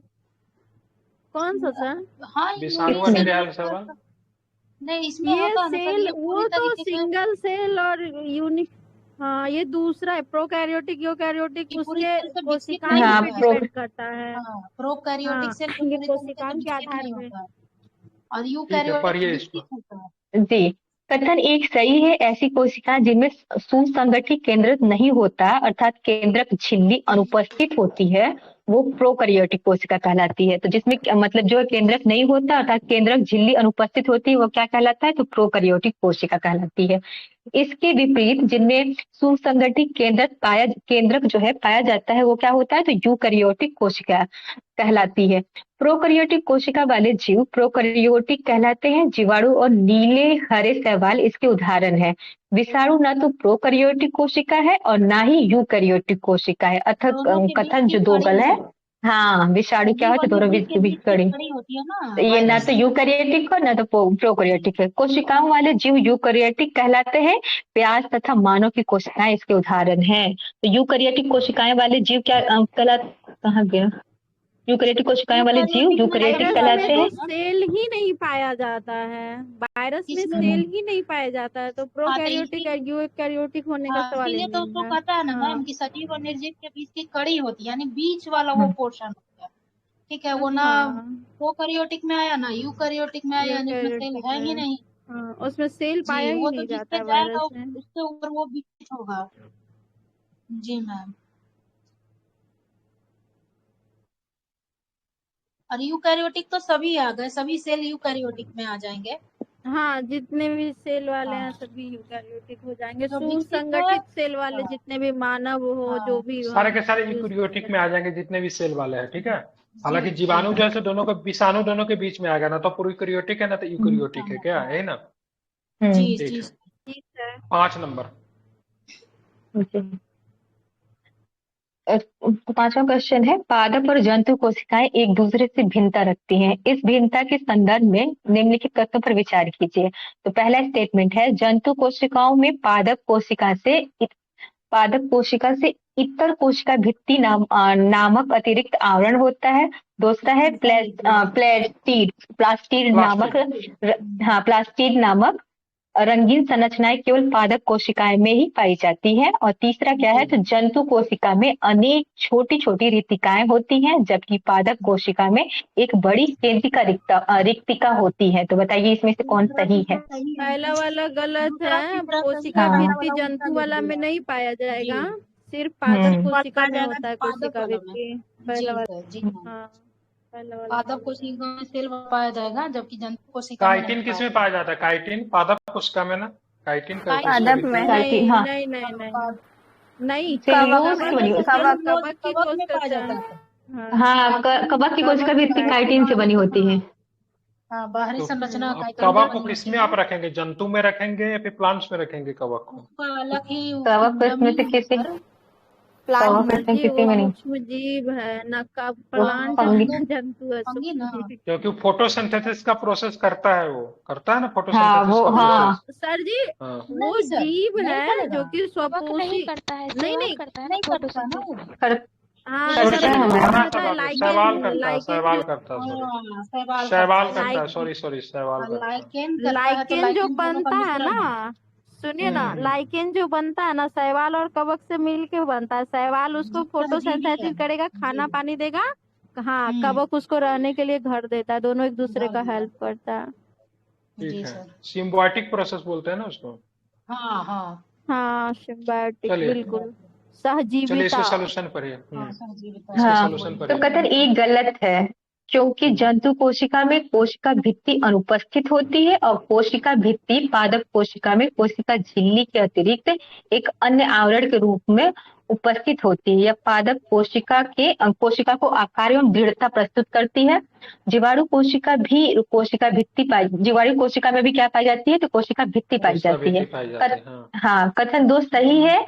ये जो प्लास्टिड केवल पादप कोशिका में ही पाए जाते हैं। ये विभिन्न रंगों के होते हैं। इनमें से कुछ जो में हरा रंजक उपस्थित होता है, जिसमें क्लोरोफिल, जिसे क्या कहते हैं, तो क्लोरोफिल कहते हैं। हरे रंग के प्लास्टिड को क्लोरोप्लास्ट अथवा हरित लवक कहते हैं, जो पत्तियों को हरा रंग प्रदान करते हैं। जंतु कोशिका में अनेक छोटी छोटी तथा पादप कोशिका में एक बड़ी केंद्रिका रिक्तिका होती है, अतः कथन 3 भी सही है। जी सर। ये इसमें 3 ठीक है। लवक होता है ना, 3 प्लास्टिड होता है ना मैम। एक तो हाँ, क्लोरोप्लास्ट, हाँ, क्रोमोप्लास्ट, क्लोरोप्लास्ट और ल्यूकोप्लास्ट। ल्यूकोप्लास्ट। ल्यूकोप्लास्ट जड़ों में पाया पौधा जाएगा। फल हाँ, फूल का रंग किसके वजह से होता है? ये तो और क्लोरोप्लास्ट के कारण क्रोमोप्लास्ट, होगा ना। किसके वजह से? क्लोरोप्लास्ट के वजह से सर। क्रोमोप्लास्ट। क्रोमो क्लोरो नहीं, क्लोरो में तो पौधा का रंग हरा होता है। क्रोमोप्लास्ट। अच्छा। हाँ, क्लोरोप्लास्ट तो पत्तियों में पाया जाएगा। पत्ती में, ठीक है। और क्रोमोप्लास्ट की वजह से फूलों उसके में, मतलब हाँ। फूल के रंग वगैरह वो सब बनता है, ठीक है। चलिए और जड़ों में ल्यूकोप्लास्ट पाया। चलिए 6 नंबर। तो क्वेश्चन नंबर भोजन 6, में संग्रहित रहता है। संदेश स्थानांतरण का कार्य निम्नलिखित में से कौन सी कोशिकाएं करती हैं? तो पहला है गोलाकार रक्त कोशिकाएं, और दूसरा है लंबी शाखान्वित तंत्रिका कोशिकाएं, और तीसरा है तर्कु रूपी पेशी कोशिकाएं। बताइए। और ये चौथा ऑप्शन है लॉन्ग तभी। लॉन्ग ब्रांचेड नर्व सेल होगा। Long branched long nerve branches sales nerve वही सेल, बिल्कुल सही है, लंबी शाखान्वित तंत्रिका कोशिकाएं। क्वेश्चन एक बार फिर से। देखिए, संदेश स्थानांतरण का कार्य निम्नलिखित में से कौन सी कोशिका करती है? तो जो सही है बता दे रहे, संदेश स्थानांतरण का कार्य करती है लंबी शाखान्वित तंत्रिका कोशिका, यानी लॉन्ग ब्रांच नर्व सेल। इसको इंग्लिश सॉल्यूशन। में पढ़िएगा ना मैं सर तो ज्यादा अच्छा समझ में आएगा। यानी मैसेज को जो है ट्रांसफर कौन करता है, तो हाँ, long branched nerve cell. Nervous cell जब हम जी। लोग पढ़ते हैं ना तो उसके अंतर्गत आता हम्म है, यानी जो सबसे लंबा होगा वही ट्रांसफर कर सकता है। ठीक है, बस ऐसे सॉल्यूशन समझ इसका। मानव शरीर में अनेक प्रकार की कोशिकाएं होती हैं जो कार्य और आकृति में भिन्न हो सकती हैं। संदेश प्राप्त कर उसके स्थानांतरण का कार्य इस तंत्रिका कोशिकाओं के द्वारा किया जाता है। ये कोशिकाएं आकृति में लंबी और शाखान्वित होती हैं। इसी प्रकार रक्त कोशिकाएं गोलाकार तथा पेशी कोशिकाएं तर्करूपी होती हैं। चलिए अब आप रहने दीजिए, आप दूसरा आदमी पढ़िए, ये थक गई होगी फिर दोबारा पढ़ेगी। इसमें एक ये भी पूछेगा ना कि नियंत्रण और समन्वय का काम कौन करता है, तो वो भी लॉन्ग नर्व से उसको याद रखेगा, जो अभी वाला क्वेश्चन था। संदेश तो ये नियंत्रण मतलब और किसमें जो होता है? हमारे ये मतलब बॉडी, किसमें हाँ, होता है? ये नर्वस सिस्टम क्या बोलते सर हैं? ये ह्यूमन में होता है ना ये? नर्वस सिस्टम, हाँ हाँ यस बेटा। ब्रेन में सर, ब्रेन में ना नियंत्रण नर्वस बिल्कुल। सिस्टम ब्रेन से मेरू है। रज्जु, नहीं ये मेरू रज्जु जो जुड़ा रहता है ना ब्रेन के लास्ट वाले हिस्से से, वही है ये। स्पाइनल कोड, हाँ, स्पाइनल कोड से है। स्पाइनल कोड, बिल्कुल। ठीक है, हाँ स्पाइनल कोड तो आपको वो देती है ना, क्या संदेश देने का काम करती है ना? बिल्कुल, तो वही तो काम, यही तो क्वेश्चन था कि संदेश का काम कौन करेगा। सबसे एक लॉन्ग प्रश्न में में तो वही यही ना था। होगा। जी मैम, सबसे लॉन्ग में तो वही आया ना। चलिए और पढ़िए। यही पल्लवी जी आप फ्री हो नियंत्रण गई और तो पढ़िए, समन्वय का भी था। नहीं तो जी अर्चना सर, आप फ्री पढ़िए। हो गए हैं सर। ठीक जी है, तो सर, पढ़िए, पढ़ते तीनों हैं आदमी सर। बारी बारी से खत्म कीजिए, ठीक है? और कितना लेसन है 8 क्लास में? पता नहीं सर, नहीं 15 देखा सर। 15 लेसन है? 15। Oh my God. हाँ तो 9 तक तो चलिए। पहुंच ही गए सर, जल्दी हो जाएगा, ज्यादा नहीं है बड़ा बड़ा लेसन। ठीक है। आपके 9वां पास पीडीएफ चैप्टर है ना? है। पीडीएफ है ना? जी जी सर। जी। ठीक है, तो पीडीएफ से पढ़िए, मैं 2 उसी मिनट में आ गया, ठीक है? जी जी सर, 2 मिनट बिल्कुल में सर। आता हूँ, ठीक। 9वां चैप्टर का नाम है जंतुओं में जनन। करा इन विट्रो निषेचन यानी कि इन विट्रो फर्टिलाइजेशन के संदर्भ में निम्नलिखित कथनों पर विचार कीजिए।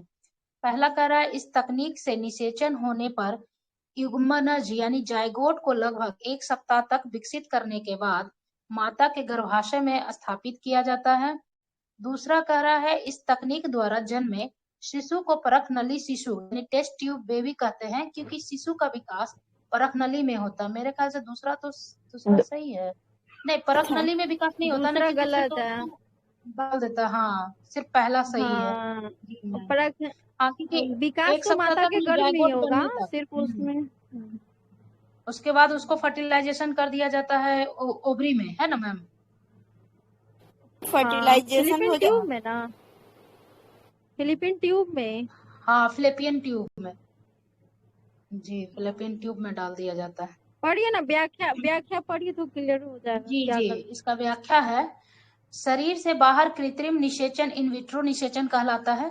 यदि निषेचन के लिए शुक्राणु यानी स्पर्म, अंडवाहिनी यानी ओविडक्ट्स अवरुद्ध होने के कारण अंडाणु यानी एग तक नहीं पहुंच पाते हैं, यानी स्पर्म है जो ओविडक्ट से एग तक नहीं पहुंच पाएगा, तो ऐसे हाँ। में क्या करेगा कि स्पर्म और एग को एकत्र करके उचित माध्यम से कुछ घंटों के लिए एक साथ रखते हैं, जिसे IVF वही इन विट्रो फर्टिलाइजेशन हाँ, इन्वर्टर हो सके।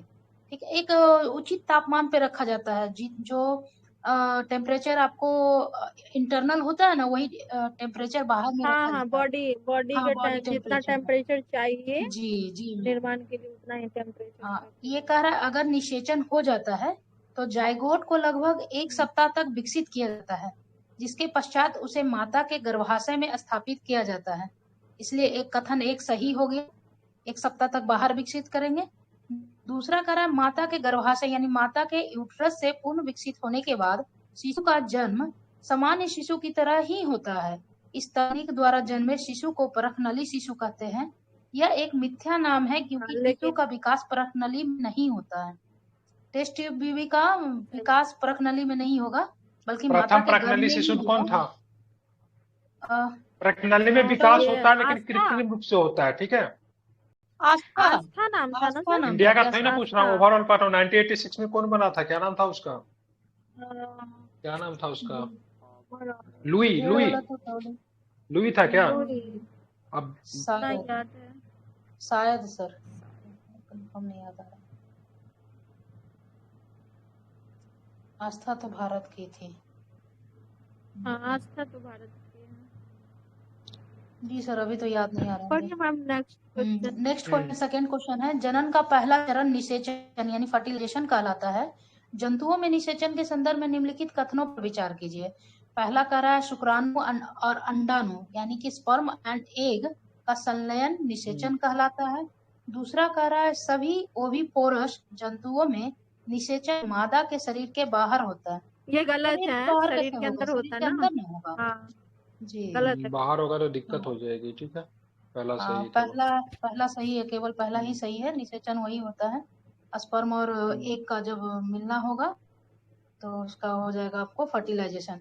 इसका चलिए व्याख्या सॉल्यूशन कह पढ़िए रहा है इसका, बहुत अच्छा शुक्राणु व्याख्या है और इसका। अंडाणु दोनों एकल कोशिका के उदाहरण हैं, यानी दोनों जो है हाँ, शुक्राणु यूनिसेलुलर और है। अंडाणु भी बिल्कुल ये दोनों एक यूनिसेलुलर है, कर ठीक रहा है। है। स्पर्म और एग दोनों का है यूनिसेलुलर है।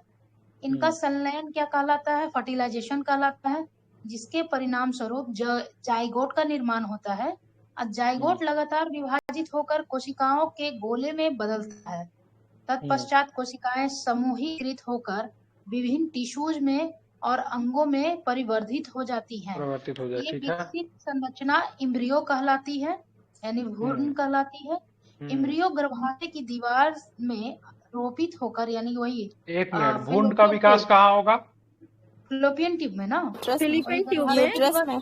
हाँ हाँ नहीं फिलिपिन ट्यूब में एम्ब्रोई भ्रूण जो है वो फिलिपिन ट्यूब में ही हाँ, बन फिलोपियन जाता ट्यूब है। में ही विकसित हो जाता ठीक है, है जी, उसके वही बाद तो। वो यूट्रस में जाएगा जहाँ की हाँ, बच्चे का गर्भाशय में विकास पलता होगा। है वो, ठीक है, पलता हाँ है गर्भाशय में, ठीक है, पलेगा उसमें, ठीक ऐसा है। कर रहा है सर, यूट्रस देखिए में ना, बच्चे का विकास होता है। इम्ब्रियो क्या कर रहा है कि इम्ब्रियो जो है ना गर्भाशय की दीवार, वही गर्भाशय की दीवार को ही बोलते हैं फिलिपियन ट्यूब में रोपित होकर विकसित होता है।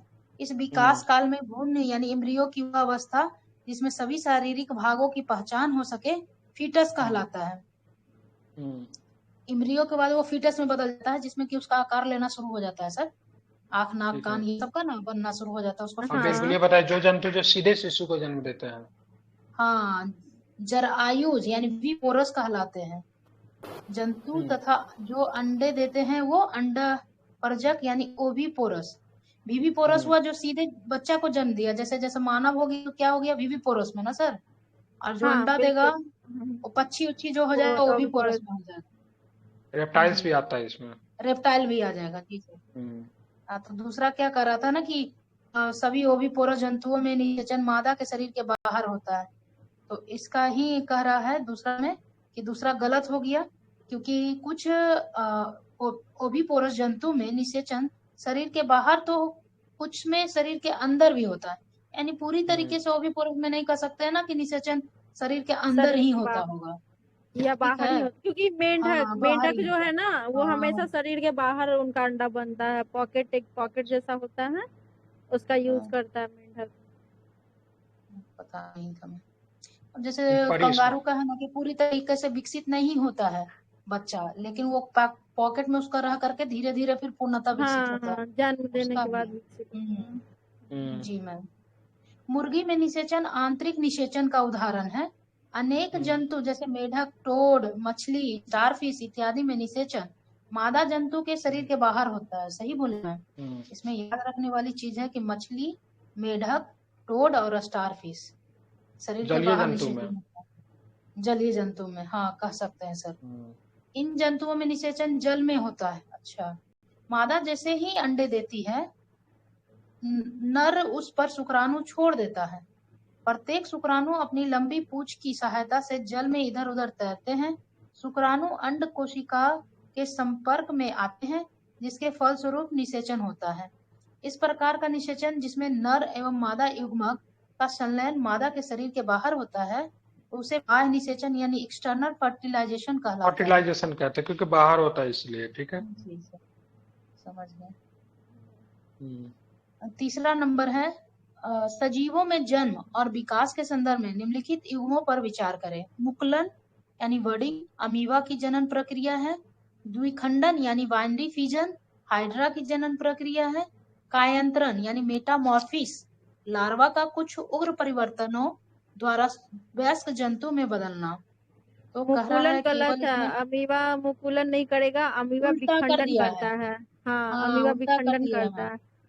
हाइड्रा गुणन करता है, जिसको मुकुलन बोलते हैं। गुणन को ही मुकुलन हाँ बर्डिंग बोलते हैं, हाँ, तो जुड़ते वही तो जाता है, कहा ना जुड़ते जाता है। तो मुकुलन हाँ, तो हाइड्रा हो उल्टा तो जाएगा। अमीबा अमीबा प्राइमरी मतलब क्या फिजन सॉरी हाइड्रा अमीबा क्या करेगा ना, हाइड्रा मतलब मुकुलन करेगा। मुकुलन करेगा हाँ, जी बर्डिंग अमीबा करता मतलब है। क्या करेगा, तो अमीबा का मतलब क्या करेगा, तो वो द्विखंडन बाइनरी करेगा। फ्यूजन। हाँ हाँ, बाइनरी 2 फिजन भागों बाइनरी में करेगा। फ्यूजन, विभाजित ठीक है। होगा। हाँ, फिर 2 भागों में विभाजित होगा, ऐसे करके टूटते रहता है अमीबा। जी ठीक जी है, जी अमीबा बढ़ते जाता है। और हाइड्रा ठीक है। जुड़ेगा, हाइड्रा जुड़ते चले जाता है, टूटेगा दोनों में, हाँ विखंडन दोनों में होगा, लेकिन एक विखंडित होकर अलग होता है, दूसरा विखंडित होकर जुड़ते चला जाता है। अच्छा, तो मुकुलन मुकुलन में मतलब क्या जुड़ता है। हुआ? विखंडित होकर के मुकुलन जुड़ना है में ना। हाँ, वो जुड़ते चला जाएगा, जैसे कि एक हाइड्रा जनन करेगा, उसका एक भाग टूटेगा, एक भाग टूटेगा, तो फिर उससे 2-3 मतलब एक क्या बोलते हैं, चैन के तरह बनाता है, फिर एक नया प्राणी बन जाता है। मतलब फिगर दिमाग में है, एक्सप्लेन नहीं कर पा रहे हैं। समझ चलिए गए ठीक समझ है, गए। सोल्यूशन इसका पढ़े तो समझ में आ जाएगा। इसका केवल 3 फिगर सही वगैरह है, देखे 1-2 हैं तो उल्टा ध्यान में कर आ दिया। गया है। सोल्यूशन सॉल्यूशन कह पढ़िए रहा इसको। था कि पौधे की तरह ही जंतुओं में भी जनन की 2 विधियां होती है, लैंगिक जनन और अलैंगिक जनन। जनन का वह प्रकार जिसमें केवल एक ही जीव भाग लेता है, यानी कि यूनिसेलुलर यूनिसेक्सुअल हो गया ना, अलैंगिक जनन कहलाता है। मुकुलन और द्विखंडन यानी कि जो बाइनरी फिजन है वो अलैंगिक जनन की विधि है, जिसमें अच्छा, सिर्फ मुकुलन और मतलब बाइनरी मतलब फ्यूजन द्विखंडन जो होगा अलैंगिक का कोई एग्जांपल है, ठीक है। हाँ। हम्म, हाइड्रा में नए जीव का विकास मुकुलन की प्रक्रिया से तथा अमीबा में नए जीव का विकास द्विखंडन की प्रक्रिया से होता है। सही बोल रही थी मैं। हम्म, हम्म, इसलिए 1 और 2 तो गलत हो गया, क्योंकि दोनों को उल्टा कर दिया है सर। उल्टा कर दिया। और तीसरा कह रहा है कि लार्वा के कुछ उग्र परिवर्तनों द्वारा वयस्क जंतु में बदलने की प्रक्रिया कायांतरण कहलाती है, यानी मेटामॉर्फिस कहलाता है। ठीक है, मतलब ठीक 3 है सही है, ठीक है। हाँ, केवल नेक्स्ट। 3 सही। 4th नंबर है क्लोनिंग के संदर्भ में निम्नलिखित कथनों पर विचार कीजिए। पहला कह रहा है ये किसी समरूप कोशिका या किसी अन्य जीवित भाग अथवा संपूर्ण जीव को कृत्रिम रूप से उत्पन्न करने की प्रक्रिया है। दूसरा का सर्वप्रथम सफलतापूर्वक उत्पन्न क्लोन डॉली नामक एक मादा भेड़ थी। सही है ये तो। तीसरा कह रहा है डॉली एक फिन डॉर्सेट भेड़ क्लोन थी। फिन डॉर्सेट इन डॉर्सेट ये तीनों सही है। तीनों सही बिल्कुल, है। तीनों का तीनों सही है। हाँ, पहला तीनों दूसरा तो सही। सही लग रहा है, तीसरा पता नहीं क्या फिन देता है। डॉर्सेट ही था। हाँ पढ़िए तीनों सॉल्यूशन। सही दिया था। कह रहा उपयुक्त तीनों कथन सही है। सभी समरूप कोशिका या किसी अन्य जीवित भाग अथवा संपूर्ण जीव को कृत्रिम रूप से उत्पन्न करने की प्रक्रिया कहलाती है, क्लोनिंग कहलाती है। मतलब कृत्रिम रूप से सब उत्पन्न करने की प्रक्रिया क्लोनिंग कहलाती है, ठीक है। क्लोन बनाना, हाँ, किसी भी चीज का वही क्लोन स्टेम बनाना, सेल से क्लोन क्लोनिंग। बना देता है सर, स्टेम सेल हाँ निकाल हाँ, लेता है, क्लोन उसी मतलब से क्लोन डुप्लीकेट ही बनाता होता है, बिल्कुल ठीक है। है जी। सर्वप्रथम इयन विल्मट और उनके सहयोगियों ने एडिनबर्ग स्कॉटलैंड के रोजलिन इंस्टीट्यूट में एक भेड़ को सफलतापूर्वक क्लोन किया, जिसका नाम रखा गया डॉली। इस प्रक्रिया में किसने किया? इयन विल्मट विल्मट, और उनके सहयोगियों ने इयन किया। विल्मट कहाँ पे किया? एडिनबर्ग स्कॉटलैंड के स्कॉटलैंड रोजलिन में। इंस्टीट्यूट में। ठीक है। हाँ, स्कॉटलैंड के। स्कॉटलैंड, हाँ याद रख सकते हैं, इयन विल्मट स्कॉटलैंड में। इस प्रक्रिया में फिन डॉर्सेट नामक मादा भेड़ की स्तन ग्रंथियों से ली गई कोशिका के केंद्रक को स्टारफिश ब्लैकफेस ईव से ली गई एक अंड कोशिका के केंद्रक के स्थान पर कहाँ है star piece? Scottish blackface Scottish है। स्कॉटिश ब्लैकफेस ईव से ली गई एक अंड कोशिका के केंद्रक के स्थान पर स्थापित किया गया। इस प्रकार उत्पन्न अंड कोशिका को स्कॉटिश ब्लैकफेस ईव से रोपित किया गया। बाद में स्कॉटिश ब्लैकफिश ईव ने डॉली को जन्म दिया, परंतु डॉली फिन डॉर्सेट भेड़ के समरूप थी, जिसके केंद्रक लिया गया था। चूंकि स्कॉटिश ब्लैक फिश ईव के केंद्रक को अंड कोशिका से हटा दिया गया था, इसलिए डॉली में उसके कोई भी लक्षण परिलक्षित नहीं हुए। अतः डॉली फिन डॉर्सेट भेड़ की क्लोन थी। ये कॉन्सेप्ट समझ में आया? बिल्कुल। देखिए वो जो ये क्या बोलते हैं, फिन डॉर्सेट भेड़ था ना, उसके केंद्रक को लिया गया, ठीक है। और स्कॉटिश ब्लैक शेप ईव के, हाँ, उसके जो अंडे थे उसके कोशिका में से उसके केंद्रक को निकाल के इसके केंद्रक को रख दिया गया। और हम सभी जानते हैं कि जो आनुवांशिक गुण है, जो वंशानुगति है, वो केंद्रक पे डिपेंड करता है, क्योंकि क्रोमोसोम, डीएनए, ये सारा हमारा जीन वगैरह जो है वो केंद्रक में पाया जाता है। जी बिल्कुल बिल्कुल मैम, बिल्कुल सही यही है। कॉन्सेप्ट था। इसका मतलब आप क्लोन वाला चैप्टर ना बढ़िया पढ़ी है, क्योंकि जो क्लोन पढ़ेगा उसी को ही समझ में आएगा। वही नहीं, करता है जिसका अंडा लिया, पढ़ लिए। हाँ, अच्छा, जिसका अंडा लिया जाता है ना, उसका कोशिका नहीं, मतलब न्यूक्लियस नहीं लिया जाता है, ठीक है। न्यूक्लियस हटा करके दूसरे का, जिसका उसको क्लोन बनाना है, उसका अगर लिया ये जाता है। पूछा जाए ना कि क्लोनिंग में सबसे मुख्य भूमिका क्या निभाता है, तो केंद्रक। इसकी मुख्य भूमिका इसमें केंद्रक की होती है। जी जी मैम, बिल्कुल। चलो नेक्स्ट इधर पढ़िए। 10 नंबर चैप्टर 10 है सर, 10 पढ़िए। खत्म हो गया। चैप्टर 10 कह रहा है किशोरावस्था की ओर। चैप्टर 10 में है किशोरावस्था की ओर। पहला क्वेश्चन कह रहा है सेक्स हार्मोन इंडोक्राइन ग्लैंड द्वारा स्रावित किए जाते हैं। इसके संदर्भ में निम्नलिखित कथनों पर विचार कीजिए। पहला कह रहा है एस्ट्रोजन तथा टेस्टोस्टेरोन लैंगिक हार्मोन है। ये मानव शरीर में गौण लैंगिक लक्षणों के लिए उत्तरदायी होते हैं। दूसरा कह रहा है एस्ट्रोजन नर हार्मोन है, जबकि टेस्टोस्टेरोन मादा हार्मोन है। ये तो गलत है ना, टेस्टोस्टेरोन भी तो नर है ना, मेल हार्मोन। 18 चैप्टर है सर जी, 18 चैप्टर है। क्या हो गया 18 चैप्टर है? तो आज VC पे ही मतलब एडमिट कार्ड डाउनलोड करना है, ठीक है। 12 बजे तक बने हुए रहिए। दूसरा सब्जेक्ट नहीं पढ़िए इसको, पढ़ेंगे लास्ट में थोड़ा बजट पढ़े। 1 बजे तक पढ़ के बंद कर देंगे, ठीक है। 12 बजे तक साइंस पढ़ते, उसके बाद बंद कर देते हैं। फिर से पढ़िए इसको जरा, गलत हो किशोरावस्था की ओर। जी सर, पहला क्वेश्चन है कि सेक्स हार्मोन जो है इंडोक्राइन ग्लैंड द्वारा स्रावित किए जाते हैं, इसके संदर्भ पे विचार करना है। पहला इसका जो है कथन है एस्ट्रोजन या टेस्टोस्टेरोन लैंगिक हार्मोन है। ये मानव शरीर में सेकेंडरी सेक्सुअल कैरेक्टर्स के लिए उत्तरदायी है। एस्ट्रोजन और टेस्टोस्टेरोन मेल हार्मोन से कि फीमेल हार्मोन से? मेल है, दोनों मेल है सर। मेल एस्ट्रोजन और टेस्टोस्टेरोन दोनों मेल है ना। एस्ट्रोजन नहीं, एस्ट्रोजन तो मेल है ना, टेस्टोस्टेरोन मेल थोड़ी ना। टेस्टोस्टेरोन मेल है, एस्ट्रोजन फीमेल है। टेस्टोस्टेरोन मेल है, टेस्टोस्टेरोन मेल है और एस्ट्रोजन फीमेल हार्मोन है। एस्ट्रोजन फीमेल हार्मोन से, ठीक है। नहीं, इसमें अगर एंड्रोजन कर देता ना सर, एंड्रोजन और टेस्टोस्टेरोन, तो दोनों तब हो जाता। हाँ बिल्कुल जी सर, वही तो दूसरा कथन में देखिए उल्टा कर दिया है। एस्ट्रोजन हो जाएगा फीमेल और टेस्टोस्टेरोन हो जाएगा जो आपका मेल हार्मोन हो जाएगा। तो दूसरा कथन तो ऐसे ही गलत हो गया, उल्टा हो गया ये। जी टेस्टोस्टेरोन मेल हार्मोन है, ठीक है। ये मतलब एस्ट्रोजन जो है आपका मतलब फीमेल हार्मोन है, ठीक है। हाँ। तीसरा कह रहा है इस हार्मोन के उत्पादन का नियंत्रण एक अन्य हार्मोन द्वारा किया जाता है जो पीयूष ग्रंथि अथवा पिट्यूटरी ग्लैंड द्वारा तो सही है, सबको तो यही करता है ना सब। जी सर, ये सही है, ये तो सारे करता है। और एक होता है ऑक्सीटॉक्सिन, होता है वो कौन सा हार्मोन है? वो भी फीमेल हार्मोन है। वो आपको जो प्रेगनेंसी वगैरह के समय में, ब्रेस्ट फीडिंग के समय में कौन सा काम आता है? ब्रेस्ट फीडिंग के समय ऑक्सीटोसिन। मिल्क फीडिंग के समय ये ऑक्सीटोसिन काम आता है ना। प्यार होता है, हाँ, वो ऑक्सीटोसिन की वजह से ही होता है। गायों को जो मतलब जब जिस गाय का बच्चा मर जाता है उसको भी ऑक्सीटोसिन हार्मोन ही लगाया जाता है। ठीक है, पढ़िए इसका सॉल्यूशन पढ़िए। व्याख्या कर रहा है अंतःस्रावी ग्रंथियां हार्मोनों को सीधे रुधिर प्रवाह में निर्मोचित करती है, इसीलिए इन्हें नलिका विहीन ग्रंथियां यानी डक्टलेस ग्लैंड्स भी कहते हैं। लैंगिक हार्मोन ये इंग्लिश कहाँ से आप बोल रहे हैं? आप में लिखा हुआ है क्या? नहीं सर, मैं नहीं पढ़े हुए हैं। अच्छा, अपना मन से बोल रही है, ठीक। नहीं तो बोले इसमें तो नहीं है। डक्टलेस ही होता है, डक्टलेस ग्लैंड। मैंने हिंदी साइंस में थोड़ा कम समझ में आता है सर। कुछ चीजें जो इंग्लिश में ठीक। पढ़ा हुआ है ना उसी के रूप में नहीं पढ़ अच्छा है कर ना, कर बीच में ज्यादा बोल दे रही तो अच्छा है, ठीक है। माइंड में आ जाता है सर।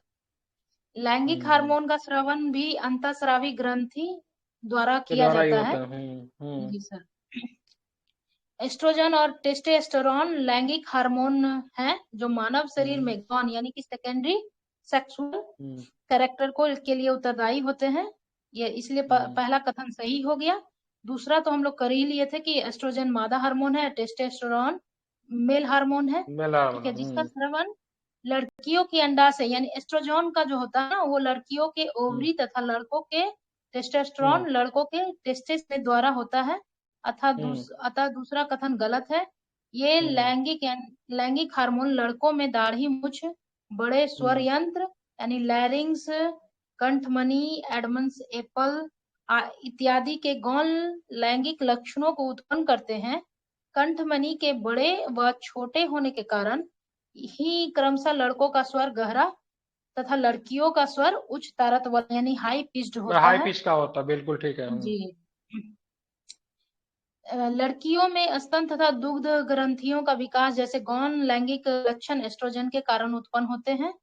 इन लैंगिक हार्मोनों के उत्पादन का नियंत्रण एक अन्य हार्मोन द्वारा किया जाता है जो पीयूष ग्रंथि यानी कि पिट्यूटरी ग्लैंड से स्रावित होता है। ये अंडाशय में अंडाणु एवं वृषण में शुक्राणु के परिपक्व होने को नियंत्रित करते हैं। ठीक है जी सर। सेकेंड क्वेश्चन है सुमेलित करना है थायराइड का तो थायरॉक्सिन हो जाएगा सर। अग्नाशय यानी कि क्या हो गया, पैनक्रियाज ना, इंसुलिन हो जाएगा। इंसुलिन, हाँ, पैनक्रियाज से इंसुलिन हो जाएगा। अधिवृक्क हो जाएगा क्या, एड्रिनिल, लेनिन, एड्रेनलिन, हाँ एड्रेनलिन हो गया वृद्धि हार्मोन है ना, जी। तो वृद्धि हार्मोन के लिए होता है, ठीक है। और इसको इसकी व्याख्या कर रही है सर, थायराइड थायरॉक्सिन, अग्नाशय इंसुलिन, ठीक है, अधिवृक्क यानी एड्रेनलिन हार्मोन उत्पन्न करते हैं और पीयूष ग्रंथि वृद्धि हार्मोन स्रावित करती हैं तथा अन्य ग्रंथियां वृषण, अंडाशय, थायराइड और एड्रिनल को हार्मोन स्रावित करने के लिए उद्दीपित यानी कि उत्तेजित करती हैं, ठीक है। तीसरा क्वेश्चन है मानव शरीर में पोषकों के संदर्भ में निम्नलिखित कथनों पर विचार कीजिए। पहला कह रहा है दूध अपने आप में संतुलित भोजन है। दूसरा कह रहा है लौह प्रचुर खाद्य रुधिर निर्माण में सहायक होता है यानी आयरन। और तीसरा कह रहा है फैट शरीर की वृद्धि के लिए तथा प्रोटीन ऊर्जा के लिए। उल्टा कर दिया सर, प्रोटीन वृद्धि के लिए होता है ना, बॉडी बिल्डिंग तो प्रोटीन का काम होता है, फैट का काम तो एनर्जी देना होता है ना। आई थिंक तीसरा गलत है। फैट का काम एनर्जी देना, प्रोटीन जो होता है बॉडी बिल्डिंग के लिए होता है, मतलब शरीर के विकास के लिए प्रोटीन चाहिए, ठीक है। तो पहला दूसरा कर दिया। जी। और इसको व्याख्या करा 1 और 2 सही है तो हम लोग पहले ही समझ गए। संतुलित आहार का अर्थ होता है भोजन में प्रोटीन होना चाहिए, कार्बोहाइड्रेट होना चाहिए, फैट होना चाहिए, विटामिन होना चाहिए और मिनरल भी होना चाहिए पर्याप्त मात्रा में। यानी प्रोटीन, कार्बोहाइड्रेट, फैट, विटामिन और मिनरल यानी 5 जो होता है ना सर, उसको क्या तो बोलते हैं? कहाँ से मिल जाएगा? यहाँ भारतीय भोजन में रोटी से आपको प्रोटीन मिल जाएगा, चावल से कार्बोहाइड्रेट मिलेगा, दाल से आपको भी प्रोटीन मिल सकता है, सब्जियां से आपको विटामिन मिल जाएगा, मिनरल्स मिल जाएगा, ठीक है, कंप्लीट। इसीलिए संतुलित आहार हो गया। वहीं दूध अपने आप में संतुलित भोजन है। शिशु को माँ बच्चा का के दूध किताब में लिखा जाता है milk is a complete food, ठीक है, सब कुछ होता है, सिवाय किसके सिवाय? जो आदमी दूध रोटी ज्यादा खाएगा उसमें कौन सी विटामिन की कमी हो जाएगी? सी की, बिल्कुल विटामिन सी की कमी हो जाएगी, सी नहीं होता, बाकी सब कुछ होता है, ठीक है। दूध में सी नहीं होता। और पढ़िए उसमें क्या लिखा हुआ? लौह प्रचुर खाद्य जैसे कि पत्तीदार सब्जियां, गुड़, मांस, संतरा, आंवला इत्यादि रुधिर निर्माण में सहायक होते हैं। यानी कि वो जो आपको हो गया हीमोग्लोबिन में आयरन पाया जाता है ना सर, तो रुधिर निर्माण में काम किया ना। हाँ ठीक है, आयरन पाया जाता है ब्लड में, ब्लड में हीमोग्लोबिन में आयरन, तो रुधिर निर्माण में सहायक हुआ ना। हीमोग्लोबिन में आयरन, हाँ ठीक है। उसी तरीके से तीसरा कह रहा है कि फैट एवं होता है ना, आयरन शक्कर की यानी कमी हो जाती है ना ब्लड में, तो एनीमिया नामक डिजीज होती है। जी सर जी। फैट एवं शक्कर ऊर्जा के लिए और प्रोटीन शरीर की वृद्धि के लिए आवश्यक है, अतः कथन 3 गलत है। दूध, मांस, नट एवं दालें प्रोटीन का स्रोत है। वही हो गया सर, प्रोटीन जो हो गया बॉडी बिल्डिंग का काम करेगा, जबकि फैट और कार्बोहाइड्रेट को ऊर्जा देगा। फैट से सबसे ज्यादा 9.3 मसल्स वगैरह को कैलोरी। क्या वो भी करने में क्या, मसल्स वगैरह को करने में क्या बोलते हैं उसको, मसल बिल्डिंग क्या बोलते हैं उसको, मतलब बॉडी से कुछ कट बॉडी फट जाए तो बिल्डिंग, उसके निर्माण में भी नहीं, कोई कट उठ जाता है ना तो उसके निर्माण में भी मतलब क्या होता है, प्रोटीन का ही योगदान होता है। सेल हीलिंग, सेल का हील करने में आता ना काम। हाँ बिल्कुल, हाँ यही ना? उसमें भी हेलिंग कह सकते हैं, बिल्कुल हाँ, भरने में। चलिए 4 जी नंबर। सर। फैट से 9.3 किलो कैलोरी शायद प्राप्त होता है और कार्बोहाइड्रेट से 4.3 किलो कैलोरी ना सर, ऊर्जा का। वो तो नहीं ठीक पता, है, मुझे याद नहीं है। नेक्स्ट। हाँ सर हमको याद है, ये सही है। क्वेश्चन 4 नंबर कह रहा है कि निम्नलिखित कथनों पर विचार करें। पहला कहता है, जब एक्स क्रोमोसोम वाला स्पर्म एग को निषेचित करता है तो जाइगोट में 2 एक्स क्रोमोसोम होंगे जिससे मादा शिशु विकसित होगी। ठीक है, जब वाई क्रोमोसोम वाला स्पर्म एग को निषेचित करता है तो नर शिशु विकसित होता है। बिल्कुल सही लग रहा है। पुरुष में एक जोड़ी लिंग गुणसूत्र होता है, यानी लिंग गुणसूत्र होता है जिन्हें एक्स और वाई कहते हैं। बिल्कुल सही है। शिशु के लिंग निर्धारण में पूर्णतः पुरुष के गुणसूत्र उत्तरदायी हैं। इसमें महिला के गुणसूत्र की कोई भूमिका नहीं होती है। लिंग निर्धारण में हमको लगता है तभी सही है सर। लिंग निर्धारण में पुरुष का ही होता है, ठीक है, कोई दिक्कत नहीं है। हाँ तभी सही है जी। महिला का तो भाई फिक्स है, उसका देखिए, एक्स एक्स ही मिलता है, ठीक है। अब पुरुष का वाई मिल जाए तो उसमें हाँ बालक का जब जन्म तक होता एक्स है, वाई नहीं होगा और तो एक्स पुरुष का हाँ एक्स अगर तो मिला तो फिर वाई लड़की भी का नहीं जन्म होगा। होता है, ठीक है। जब वाई गुणसूत्र वाला जी शुक्राणु सर। अंडाणु को निषेचित करता है तो नर पुरुष विकसित होता है, बिल्कुल ये भी सही है। वाई जब मिलेगा एक्स के साथ तो फिर मेल हो जाएगा, ठीक है। एक्स गुणसूत्र वाला शुक्राणु अंडाणु को निषेचित करता है, युग्मक को एक्स गुणसूत्र संवादा से, ये भी सही है, ऑल स्टेटमेंट सही है।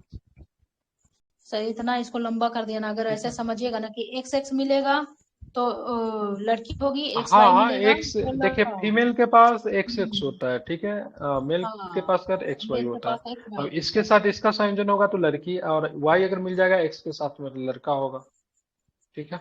पढ़िए इसको, पढ़ दीजिए चलो, फिर भी। इसको व्याख्या इसका पढ़ दे क्या सर, बिल्कुल ये स्किप करे? ये तो पढ़ सभी दीजिए ना, जानते क्या ही दिक्कत होंगे। है। ठीक है, पढ़ती हूँ सर। सभी मनुष्यों की कोशिकाओं यानी सेल्स के न्यूक्लियस में 23 जोड़े क्रोमोसोम होते हैं। इनमें से 2 क्रोमोसोम अर्थात एक जोड़ा लिंग गुणसूत्र होता है जिन्हें एक्स एवं वाई कहते हैं। स्त्री में यानी फीमेल में 2 XX यानी 2 XX गुणसूत्र होते हैं, जबकि मेल में 2 X और Y गुणसूत्र होते हैं। युग्मक ठीक है। यानी जायगोट के गुणसूत्रों का एक जोड़ा होता है। अनिषेचित अंडाणु में हमेशा एक एक्स गुणसूत्र होता है, जबकि शुक्राणु 2 प्रकार के होते हैं, एक में एक्स गुणसूत्र तथा दूसरे में वाई गुणसूत्र होता है। जब एक्स गुणसूत्र वाला शुक्राणु अंडाणु को निषेचित करेगा तो युग्मक यानी कि जायगोट जो है वो XX गुणसूत्र वाला होगा और यह मादा होगी। दूसरा कह रहा है, जब वाई गुणसूत्र वाला शुक्राणु अंडाणु को निषेचित करेगा तो युग्मक जो होंगे XY गुणसूत्र होगा और यह नर होगा। इस प्रकार यह आसानी से समझा जा सकता है कि युग्मक का लिंग निर्धारण शुक्राणु के गुणसूत्र पर निर्भर करता है जो पुरुषों से प्राप्त होता है। अतः यह धारणा है कि लिंग निर्धारण में मां उत्तरदायी होती है, जो पूर्णतः निराधार एवं अन्याय संगत हाँ तो भी है। ये चीजें हमारे समाज के लोगों को समझे तब ना। सर अब तो सभी पढ़ी लिखी हो रही हैं, महिलाएं भी, तो ये थोड़ी सी भावना कम जा रही है। पहले ये ज्यादा देखने को मिलता था। पहले अभी भी है, ठीक है, बहुत ज्यादा है, ठीक है। अभी भी ये कुछ हमारी जगह पे समाज की है सर, सबसे पूरी बड़ी बुराई तरीके से है। तो समाज में ये अगर व्याप्त है बार ना, बार कोई किसी, भी ठीक चीजें है वो जब ठीक है पेड़ उस चीज तक पे, है। लेकिन बार बार किसी को लड़की हो रही तो उसके लिए पूरी तरीके से महिलाओं को रिस्पॉन्सिबल समझा जाता है, जबकि ऐसा कुछ नहीं है, ठीक है। 5 नंबर पढ़िए। एड्स एक खतरनाक एवं संक्रामक बीमारी है। इसके बारे में निम्नलिखित कथनों पर विचार करें। पहला कहता है, यह बीमारी एक खतरनाक जीवाणु के द्वारा फैलती है, जो पूरी तरीके से गलत है, वायरस से होता है। दूसरा कह रहा है पीड़ित व्यक्ति से स्वस्थ व्यक्ति में ड्रग के लिए इस्तेमाल की जाने वाली सिरिंज द्वारा भी फैल सकता है, बिल्कुल। सही है, पीड़ित व्यक्ति के साथ लैंगिक संपर्क स्थापित करने से भी यह फैल सकता है, सही बिल्कुल। है। पीड़ित माँ के दूध के सेवन से उसके शिशु में नहीं फैल जाता है सर, नहीं कैसे फैलेगा, दूध से भी फैल जाएगा। 1 और 4 फैल इसमें जाएगा, हमारा कौन गलत सा कथन दूध से गलत है? एड्स हो फैल जाएगा? नहीं, फैल जाएगा सर, देख, सही, बिल्कुल सही है, फैल जाएगा। नहीं नहीं नहीं लेकिन इसमें नहीं सर, नहीं फैलेगा देगा, सर, फैल जाएगा सर, सर क्योंकि फैलेगा जैसे सर। पीड़ित देखिए माँ के दूध सुनिए के ना सर, सेवन से उसके शिशु में नहीं फैलेगा, साथ में भोजन करने से भी एड्स नहीं फैलता है, ठीक है। नहीं सर, वो बात भोजन, सही है, लेकिन क्या बोलते हैं, सलाइवा इससे फैलता है सर। नहीं सर, साथ में भोजन करने से अगर सलाइवा उस अंश में चला जाएगा ना भोजन में, तो फिर फैल सकता है। सलाइवा डिपेंड करता है, ठीक है। तो दूध तो नहीं नहीं, दूध सलाइवा का तो हमको नहीं पता, लेकिन सर यदि क्या बोलते हैं, यदि वो दूध से होता है, ये तो है सर, दूध से होता है कि दूध पिलाने से ये ट्रांसफर हो जाता है, अच्छा यदि एक माँ बात को है। बताइए सर, माँ के दूध हाँ में, माँ का दूध कैसे हाँ बनता है? वो तो ब्लड को फट करके ही दूध बनता है ना, ब्लड से ही ना हाँ दूध ठीक है, हाँ बनता है। फैलता है, ठीक ठीक ठीक फैलता है, ठीक है, चलिए ठीक है, उस सलाह लेकिन भोजन करने से साथ नहीं होता है, ठीक। हाँ, क्या भोजन बोला करने से नहीं होता, लेकिन दूध पिलाने से फैलता है सर, ये है। ठीक है, ठीक है, देखिए नहीं सर, फैलता इसमें है, ठीक ठीक व्याख्या ठीक। में क्या दिया है सर, थोड़ा सा मिसप्रिंट कर दिया है। व्याख्या में दिया है, देखिए ऑप्शन बी दिया है, लेकिन व्याख्या में कह रहा है कि एड्स नामक खतरनाक बीमारी HIV नामक मिस प्रिंट विषाणु नहीं द्वारा करता है, होता है। नहीं लिखा हुआ है, ठीक है। जैसे गलत से तो नहीं फैलता है, डेट मीन्स, ठीक है, हम भी कंफ्यूज हो गए, ठीक है। पीड़ित माँ के असत्य दूध के कथन, सेवन से असत्य चुनना असत्य है, ठीक है। कथन इसमें का, नहीं फैलता तो असत्य हो गया ना, डेट मीन्स फैलता है, ठीक तो अच्छा है, हाँ ठीक है। फैलता है जी। नेक्स्ट पढ़िए इसका सोल्यूशन पढ़िए। हाँ जी सर, समझ गए। एड्स नामक खतरनाक बीमारी HIV वायरस से फैलता है, इसलिए कथन 1 गलत है, जिसमें जीवाणु दे दिया, बैक्टीरिया दे दिया है। कथन 2 और 3 सत्य है, ठीक है। जबकि कथन 4 गलत है, क्योंकि पीड़ित माँ के दूध के सेवन से भी उसके शिशु में यह वायरस प्रवेश करता है तथा शिशु भी एड्स से पीड़ित हो सकता है। जी सर, वही हमको भी तो लगा। आई थिंक हम लोगों ने बायो खत्म कर दिया क्या, बल तथा तो आप तो मेरे हिसाब से बायो में तो नहीं आना चाहिए, फिजिक्स में, जहां तक मुझे फिजिक्स जानकारी हो है, गया। जी जी सर, जी हाँ ठीक है। अभी क्यों बोलिए सर, फिजिक्स यहाँ से ठीक फिजिक्स है, शुरू हो जाता है। तो हाँ, फिजिक्स वगैरह बायो हम लोगों ने 8 क्लास का खत्म कर दिया। बता दूं कि इसे हम लोग जो है परीक्षा के पॉइंट ऑफ व्यू से, ठीक है, एनसीईआरटी का केवल साइंस कवर कर आवाज रहे कट रहा हैं, है क्या? आवाज कट रही है मेरी? हेलो, नहीं सर, आ थोड़ा रहा है सा सर, आ रहा है। साउंड कम आ गया था, ठीक, लेकिन मतलब आवाज परीक्षा तो के ठीक पॉइंट ऑफ व्यू से हम लोग केवल एनसीईआरटी का, लेकिन हमारा जो फाउंडेशन बैच जो आ रही है, ठीक है, जो हमारा फाउंडेशन बैच जो रहेगा, जो कि यहाँ पे मैं भी डाल रहा हूँ, उसका शेड्यूल डाल रहा हूँ, ठीक है। तो यहाँ पे देखिए फाउंडेशन बैच का शेड्यूल हो गया, ठीक है। रोज बहुत अच्छी बच्ची है, शेड्यूल के बाद लिखेगा तो पूरा रूटीन भेज देती है वो, ठीक है। तो उसमें आपको पूरा एनसीईआरटी कवर कराया जाएगा, एनसीईआरटी कवर करा के आपको इस माध्यम से आपको प्रश्न करवा दिए जाएंगे। उसके बाद आपको कोशिश ये रहेगी से आपको मतलब क्विज भी दे दिया जाएगा, ठीक है। इसका क्विज भी बना दिया जाएगा, सेम टू सेम का क्विज बना दिया जाएगा, ताकि आपको दीर्घकालीन समय तक आप उसका परीक्षण और मतलब स्वतः अध्ययन कर पाए, ठीक है। रही बात मतलब, तो अभी तो केवल हम लोग शॉर्ट टर्म में, क्योंकि हमारे पास 15 दिन है, 15 दिन में जिस तरीके से हम लोग पढ़ रहे हैं ये अच्छा तरीका है, ठीक है। क्योंकि मान लीजिए आप चैप्टर पढ़ के 100% कवर कर सकते, इसको 100% तो कवर नहीं कर सकते, लेकिन मैं गारंटी के साथ कहता हूँ 75 से 80% चीजों को कवर कर सकते हैं, क्योंकि उसका सोल्यूशन बहुत अच्छा दिया हुआ है, ठीक है। सोल्यूशन वही है बहुत सर, अच्छा दिया कॉन्सेप्ट हुआ है, तो क्लियर है। इसको हम लोग कवर कर लेंगे, ठीक है। हाँ, अगर आपने कभी भी कॉन्सेप्ट पढ़ क्लियर रखा है है, तो थोड़ा बन सा भी पढ़ रखा है, तो गया। आपको ये बहुत अच्छे से समझ में आ रहा होगा, चीजें आपकी क्लियर है। बीपीएससी के एग्जाम के जो भी नए लोग थोड़ा कंफ्यूज हो रहे हैं, तो हम लोग का पढ़ने का तरीका ये नहीं है, मतलब एकदम ट्रैक्टर के स्पीड में पढ़े, ठीक है। धीरे धीरे पढ़ेंगे 70 के लिए, लेकिन अभी हम लोग का 15 दिन का एग्जाम है, इसलिए हम लोग रैपिड फायर टाइप का मतलब रिवीजन कर रहे हैं, ठीक है। 70 के लिए देखिए हमने कितना अच्छा शेड्यूल बना आप लोगों के लिए, ठीक है। तो ये हमारा 70 का शेड्यूल है, जो कि देखिए इसमें सब कुछ करा दिया जाएगा आपको, ठीक है। ये शेड्यूल कम से कम 8 से 9 घंटा पढ़ेंगे तो शेड्यूल आपका कंप्लीट हो जाएगा। लेकिन फिलहाल अभी हम लोग का एग्जाम है बहुत सारा, ठीक है। तो इसी के मद्देनजर हम लोग देखते हुए इसको धीरे धीरे नहीं काफी तेजी से कर रहे हैं। जैसे एक दिन में 8 क्लास का बायोलॉजी खत्म कर दी, जो कि कभी भी संभव नहीं है, ठीक है। कल हमारा फिजिक्स हो जाएगा, इसमें बलता था। अब कितना चैप्टर है फिजिक्स में?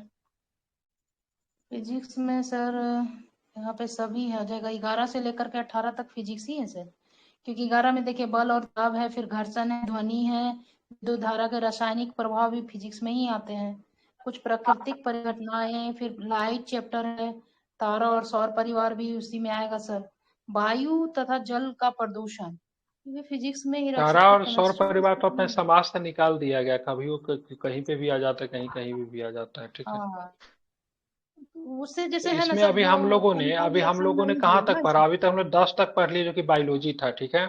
18 तक जी हमारा सर। क्या होगा? फिजिक्स। केमिस्ट्री कहाँ है इसमें? केमिस्ट्री है ना सर, हम लोग इसी में ना पढ़ लिए सर। तीसरा चैप्टर जो था धातु और अधातु, जो अभी रेसे और प्लास्टिक ये सब जो पढ़े, हाँ क्या ये था? सब सारे केमिस्ट्री कोयला और तो पेट्रोलियम, बीच में दहन और केमिस्ट्री घुस ज्वाला। गया, उससे पहले मतलब बायो था, मतलब ऐसा कोई वो नहीं दिया गया। ये सही में पूरा कवर किया है कि छोड़ छोड़ दिया है? नहीं कर सकते सर। देखिए इसमें देखिए पहला जो 6 चैप्टर से है ना, लेकर फसल के उत्पादन 10 एवं तक का प्रबंधन। सब चैप्टर को कवर किया। तो इसमें तो आपका बायो का तो मेरे को तो इतना ही लग रहा है, ठीक है। ये तीनों चैप्टर बायो को, ये बायो है, ठीक है, यहाँ तक बायो है। फिर ये एक आपका फिर बायो तो है हो गया, केमिस्ट्री नंबर 4 और 5 देखिए दिखाई दे सर, रहा ये होगा। बायो एक हो दो, गया, ये एक बायो दो हो गया, सात आठ ये नौ केमिस्ट्री दस, है, ये ये सब बायो केमिस्ट्री था। है, ये केमिस्ट्री है। हम्म, 4 5 6 चैप्टर की हम्म, केवल केमिस्ट्री। एक दो हाँ तीन तो तब चार कितना 5 रहेगा अपना चैप्टर है वहाँ? Sir chemistry. 5 कहाँ है 5 चैप्टर है। चैप्टर? देखिए सर, दूसरा जो सूक्ष्म जीव जो आपने पढ़ा ना, मित्र और शत्रु, वो भी केमिस्ट्री में रखा है। सूक्ष्म जीव कैसा मित्र केमिस्ट्री और में नहीं ये रह उसको सकता है? बायोलॉजी सूक्ष्म जीव, लीजिए मित्र ना, और सृष्टि, जाओ। गजब वाला। इसको बायो केमिस्ट्री में कैसे? इसको केमिस्ट्री में भला ही रख सकते हैं, इसको केमिस्ट्री बायो संश्लेषित दोनों में, रेखा क्योंकि प्लास्टिक प्लास्टिक वाला है। जो पढ़ना है केमिस्ट्री हाँ में पढ़ना है, ठीक है। हाँ जी इसको सर। केमिस्ट्री में आप रख सकते हैं इसको। धातु अधातु, कोयला पेट्रोलियम, दहन और ज्वाला, ये जो भी है 4 ना। पढ़ जाते हैं, ठीक है, पढ़ जाते हैं, इसको खत्म करते हैं, इसे दोबारा रिवीजन भी हमारा हो जाएगा, ठीक है। दोबारा हमारा रिवीजन, ऐसा बात हो नहीं सब लोग को कुछ नहीं आता, हम लोग को आता, तो अभी क्या करें देखिए इसको सर, बताइए देखिए 9 में, आप। 9 क्लास 9 में आपका 15 चैप्टर ही है, क्लास 10 में 16 चैप्टर है, और क्लास 11 में ना, नहीं क्लास 11 10 में क्या में क्या पढ़ना है? 16 देखिए तो है। हमारा काम क्या है क्या 11 का? 11 का दिया ही नहीं है सर, 12 का दे दिया है, 11 स्किप कर दिया है। 11 का अच्छा नहीं तो दिया है, 11 नहीं 12 का आता होगा, अच्छा। 6 तो ये चैप्टर दिया है, जैव 12 का। पदों की सिद्धांत एवं प्रक्रम से तो आता है, प्रश्न परितंत्र से भी रहता ही है, जैव विविधता हाँ संरक्षण एग्जाम से में भी मैंने रहता नीट ही के है। भी एग्जाम में रहता है सर, बायोटेक्नोलॉजी। ठीक है, जितना है इसको कवर कीजिए, छोड़ा नहीं ना, पेज हो बीच जाएगा में से सर। गायब नहीं ना किया है। अब वो तो क्या कहता है, दौलत सर बताएंगे, उनको ज्यादा बढ़िया से पढ़ा हुआ सर, हम लोग तो पढ़े ही नहीं है, हम तो पहली बार ये पढ़ ही 11 रहे 12 हैं। को छोड़ा हुआ है। ठीक है, कोई दिक्कत नहीं है। सर इतना भी कर लेंगे तो कम से कम पकड़ बन जाएगी सर, जरूरी है हाँ ठीक है क्वेश्चन। ना। अभी अभी देखिए, क्वेश्चन अभी क्या जैसा कि करना है, दिया अभी गया। हमारे पास अभी क्या क्या करना है, यूटिलिटी करवा देता हूँ ना, यूटिलिटी का क्या करवा दो अभी। क्या क्या टारगेट रखे थे रात में? ध्यान तो नहीं है सर हमको, क्योंकि लास्ट में शायद मैं चली गई थी, तो कोई और यहाँ पे है तो वो बता सकते हैं। बताइए क्या क्या जरूरी है अभी तक हमारे करने के लिए, क्या क्या जरूरी है, ठीक है। मैंने तो कुछ कुछ टिक मारा हुआ है इसमें, बताइए। तो जो भी हमारे वही करवा दीजिए सर। ऐसे भी मैंने कर बहुत कम पढ़ा है, बस जो आप पढ़ाए बस वही जो साथ में पढ़े उतना ही पढ़े हैं सर।